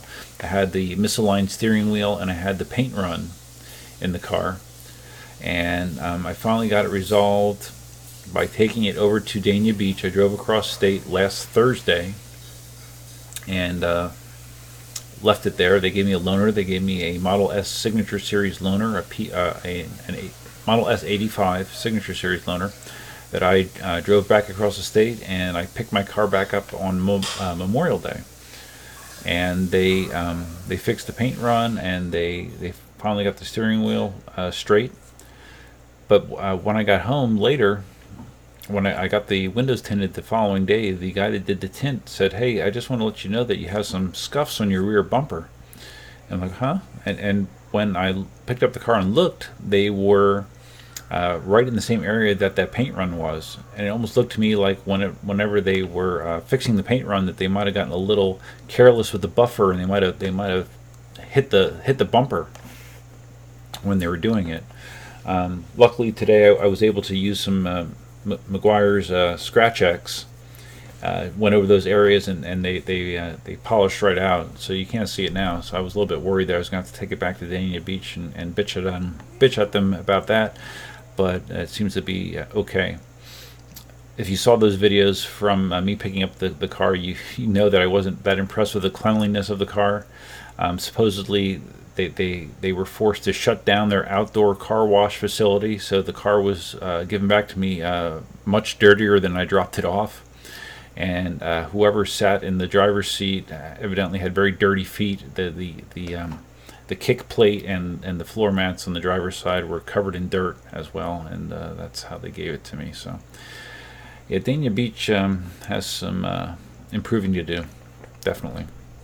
And they need to learn to be able to wash cars indoors, I guess. I don't know. I'm not sure how they can't do that, but evidently that's a problem.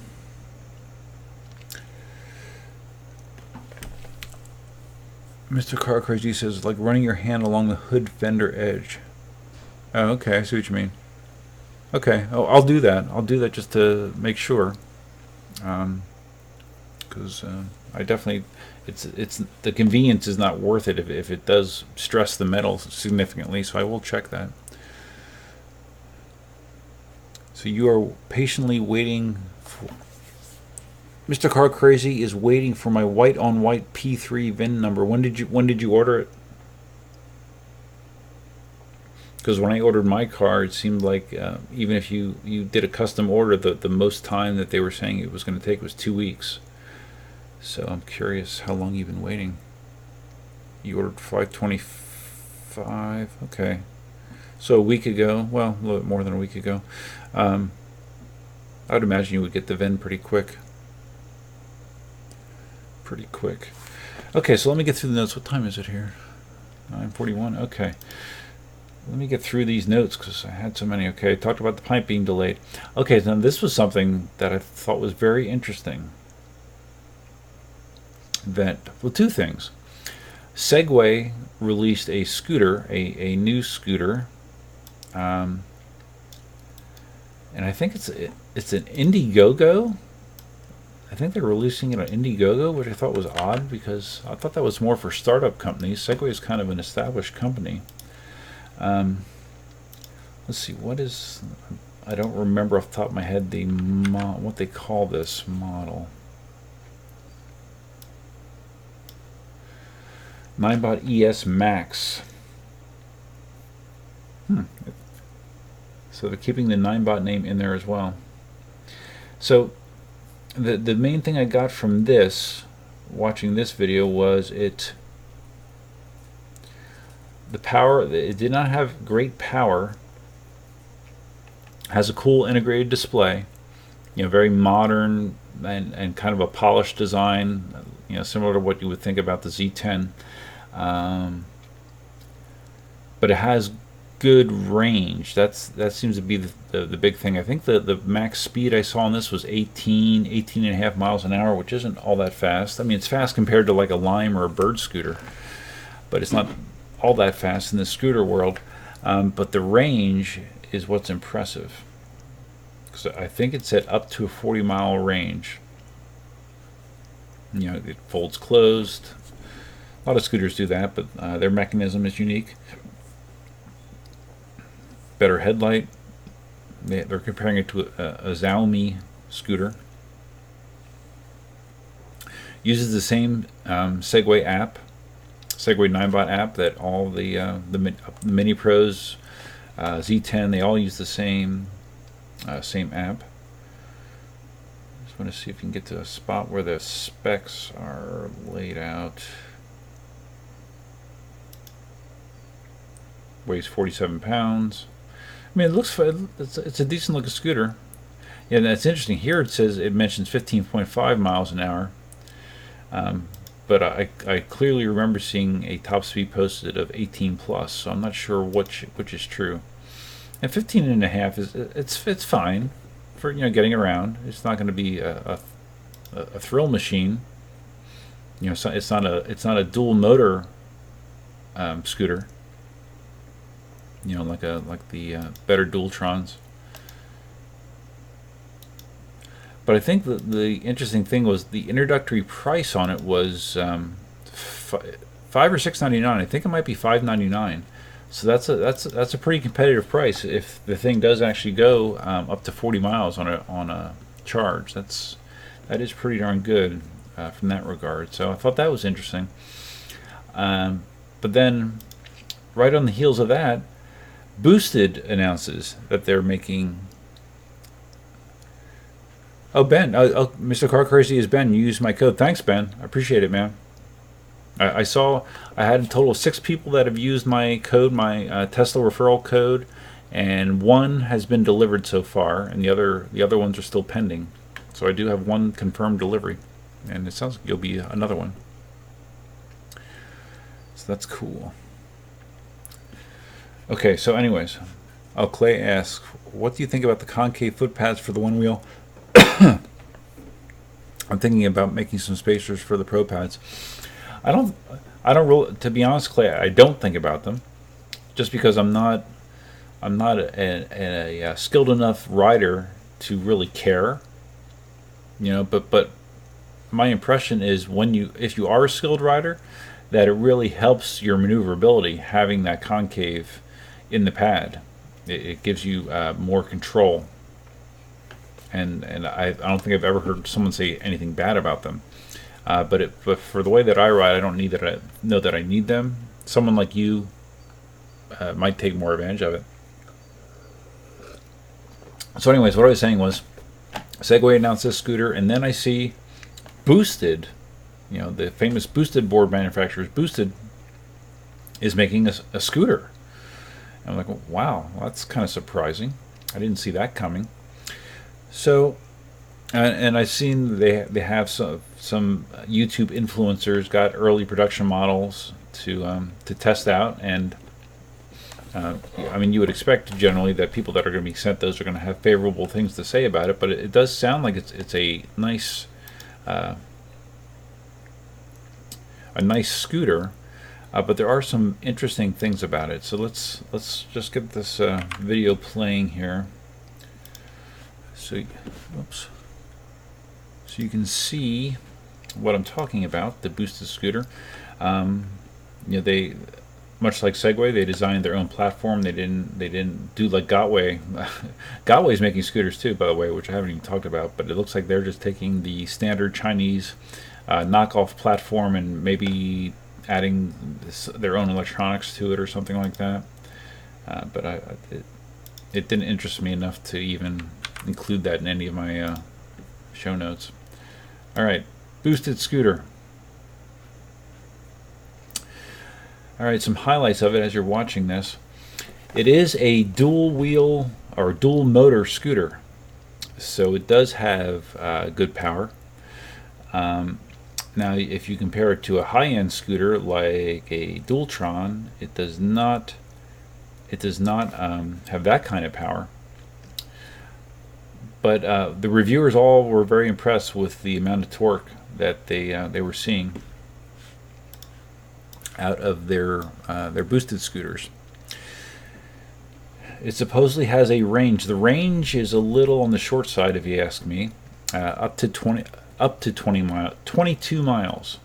So, which means that you'll probably be lucky to get 20 in most conditions. So, range of up to 22 miles, a top speed of 24 miles an hour.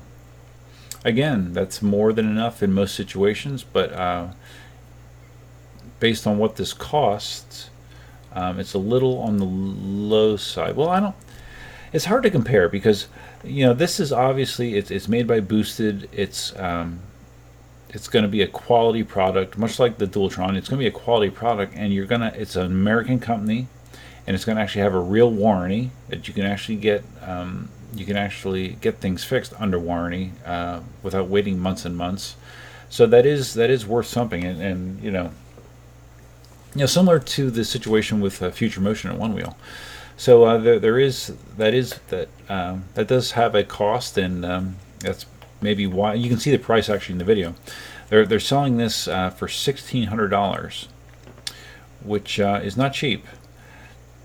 Now, for comparison's sake, that's around what I paid for the Ultron Ultra, which is a Chinese clone scooter using very generic parts, but the motors in the Ultron are dual 1600 watt motors. Each motor is 1600 watts. The motors in the Boosted, if I'm seeing this correctly, are dual 750 watt motors. So the power of the motors is significantly less. And like I said, the range is not astronomical. 22 miles. It's fine for in most commuter situations, but it's not setting any new ground there as far as range goes. It weighs 46 pounds. You saw in the video that it does use a kind of unique speed control, which actually reminds me kind of like the Tesla, that the same dial that you're going one way to accelerate and then you're going the other way to brake. And it does have a conventional hydraulic brake as well. The frame is totally different than anything that I've seen before as far as scooters go. They're pneumatic tires, air-filled tires, front and back lights, of course. In addition to the hydraulic brake, you can also stomp on the back fender. You can stop it that way as well, although I don't know why you would want to do that, but you can do that. This is actually a CNBC piece on the scooter.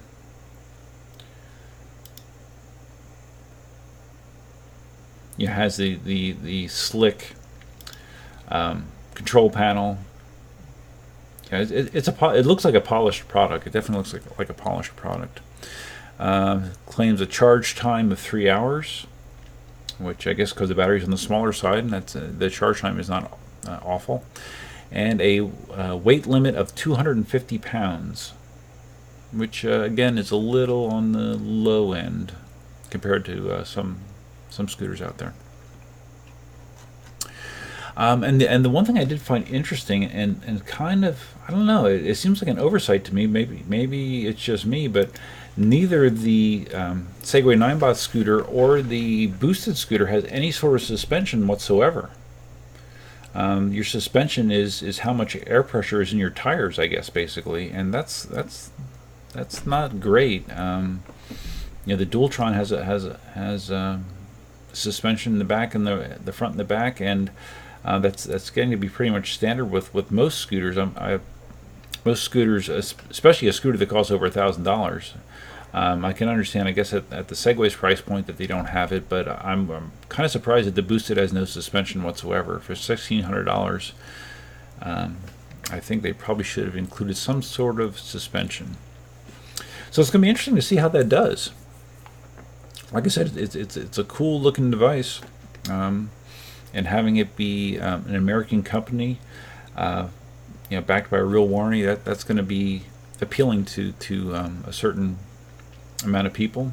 It's just a matter of that price point is going to be competitive enough to drive sales. The scooter market seems to be just getting flooded with people.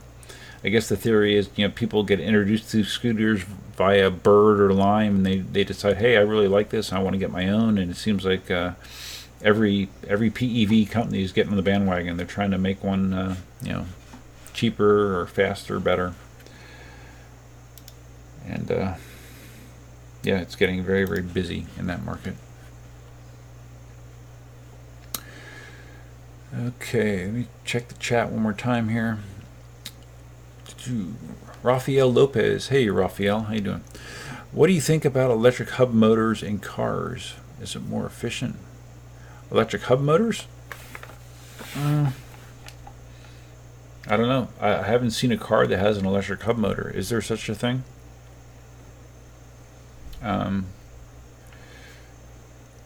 Generally speaking, I don't know. Like, my Tesla has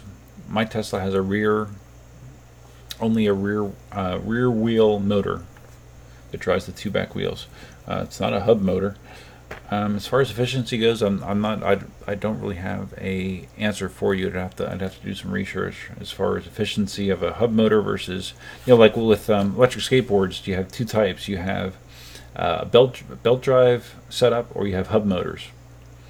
And it seems like most people say that a belt drive setup delivers more power and torque than hub motors. Hub motors cost less, so that it brings the price point down. But I don't think that they're generally seen as being better than belt-driven setups. All right, so I think I may have actually gotten through all of my notes, which is good, because they were piling up. Let's see. Got that.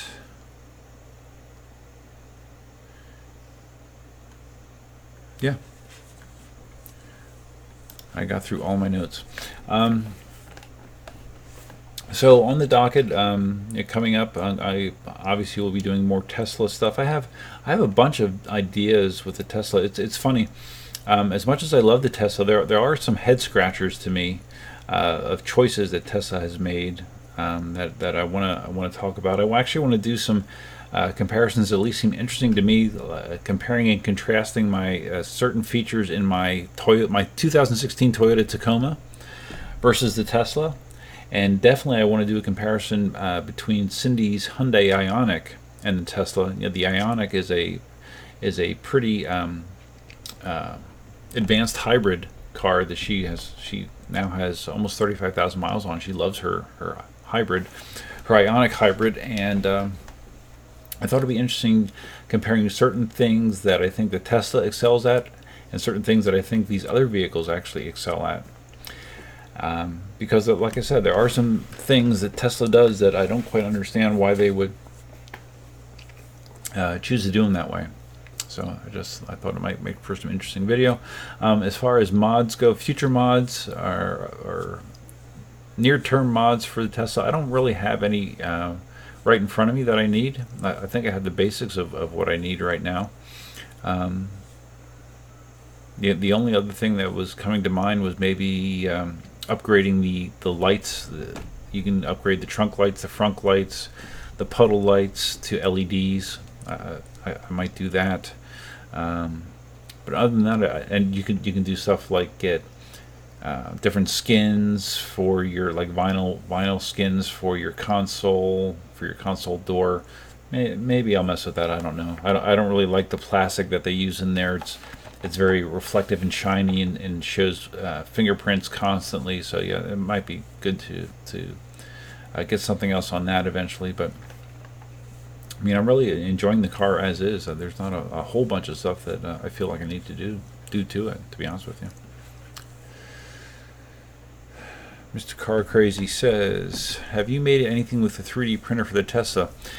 No, I was trying to, but the print failed, unfortunately. I was going to make, one of the things I actually wound up just buying one from Amazon because it was only $8, is a drop-in insert for the console, like an organizer that had like a coin holder, a place for sunglasses, and another compartment that you can just put in there. And then if you want to get the stuff underneath it, you can just easily lift it out and get it underneath. There's lots of 3D models for that kind of thing with, you know, little different layouts. I was going to print one of those, and the print had a problem halfway, and I never finished it, and I just bought another one. But there are, if you go on Thingiverse.com and you type in Tesla as your search field, you'll see that there's quite a few 3D printed items for the Tesla. One of the most interesting things is they have a Tesla steering wheel balancer, and basically what it is a compartment. I don't know, maybe that big, and in that compartment you put lead weights, basically. Well, I don't know if they're lead, but you put weights in there, and then it has a little spot where you can like put a piece of Velcro through it, and you strap this to your wheel. Why is my... I'm not quite sure why my GoPro is turning on.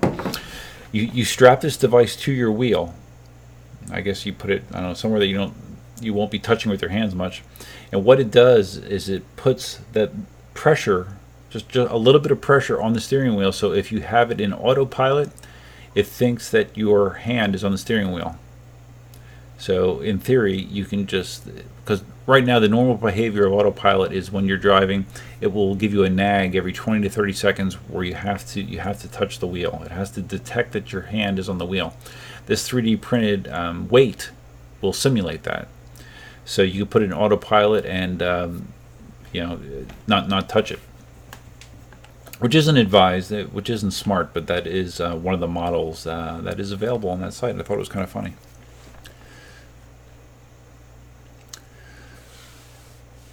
Raphael says, what do you think about $1 a watt for electric scooters? $1 a watt? What do you mean? As far as renting them? As far as the price of them? And I know you're talking about a watt hour as far as the battery life, or watts in as far as a motor rating. I'm not quite sure what you're referring to.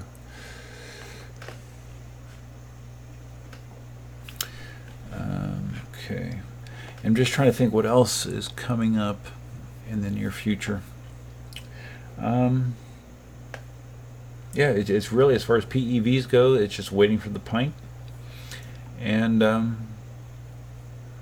just sort of reporting my experiences with the Tesla. One of the videos I did this weekend was interesting. Well, maybe it wasn't interesting, but there was a lot of talk about when Tesla started switching over, putting in hardware level 2.5 driving computers in a car to the hardware level 3.0 computers. The hardware level 3.0 computers is what's going to be required to enable full self-driving on the Teslas. So there's been some confusion about when Tesla started to do this. My car on the sticker has a 4/19 production date, so it was made in April. And I have Teslafy, which is that I've talked about that in the past. That's like a website that has statistics out the yin yang about your car.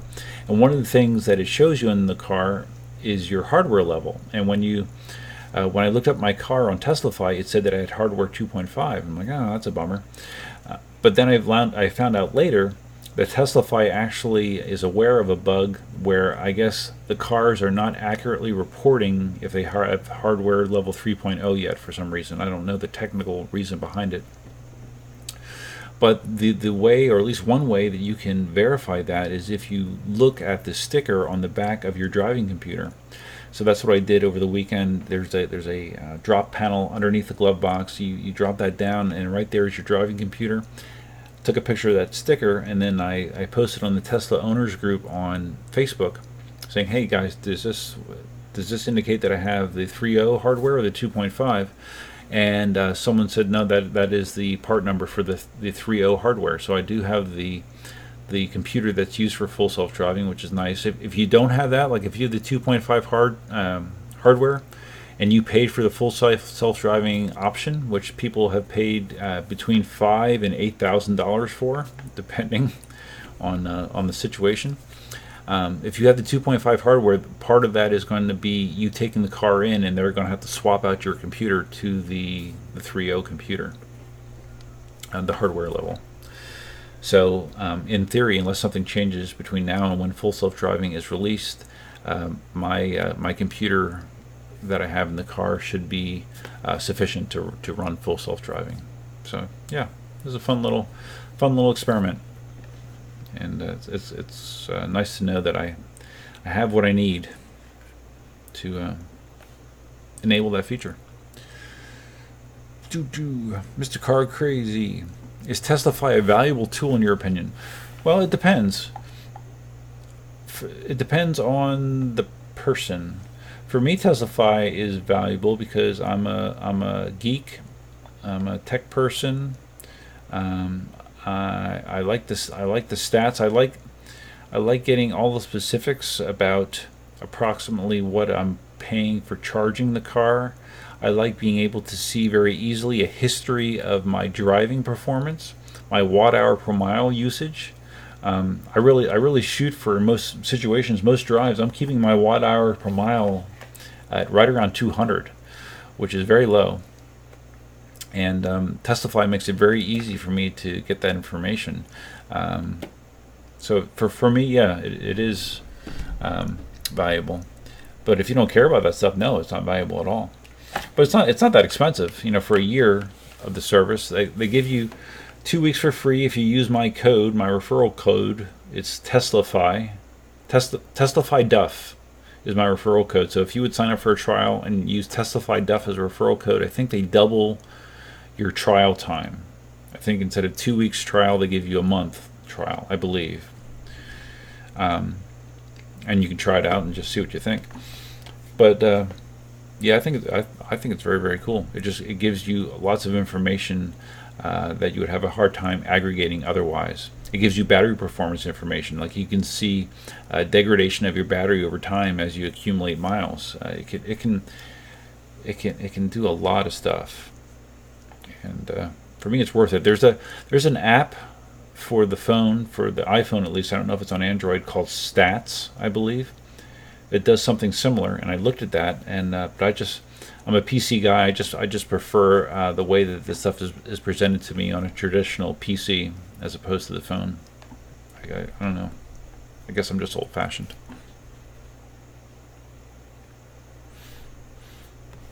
Yeah, Ben, you definitely should try it out. It doesn't cost you anything to try it out, and I just find it's really, really interesting. It gives you a lot of insight to how your car is working and performing, and how you're driving. You know, if you are driving conservatively or aggressively, because you definitely will see a difference. I mentioned in my one video when I was driving the S, the Signature Series S, which was a 2012, I believe,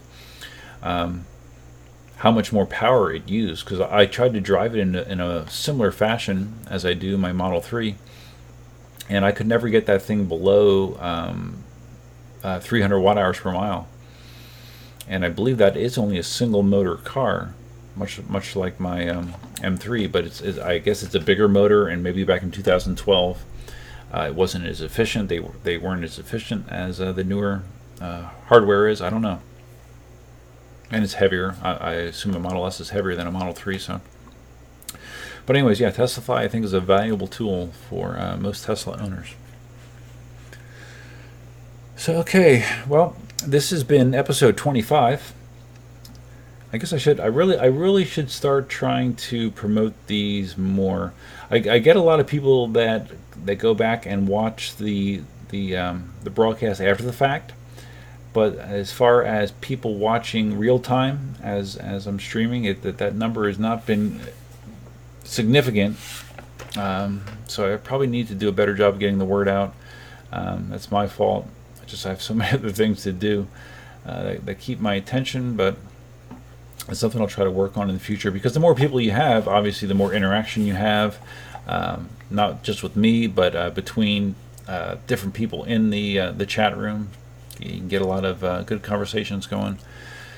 So I'll see what I can do to pump those numbers up as time goes on. But I think that's all I have for you guys for now. I appreciate you stopping in, being part of episode 25. This will be released as a podcast probably sometime tomorrow. I'll do the work to get it in as a podcast. And otherwise, I will be seeing you guys in 2 weeks, I believe, unless something comes up, which would be June 16th at 8 p.m. And I appreciate everybody stopping in. That's all I have for you for now. Until next time, Duffman out.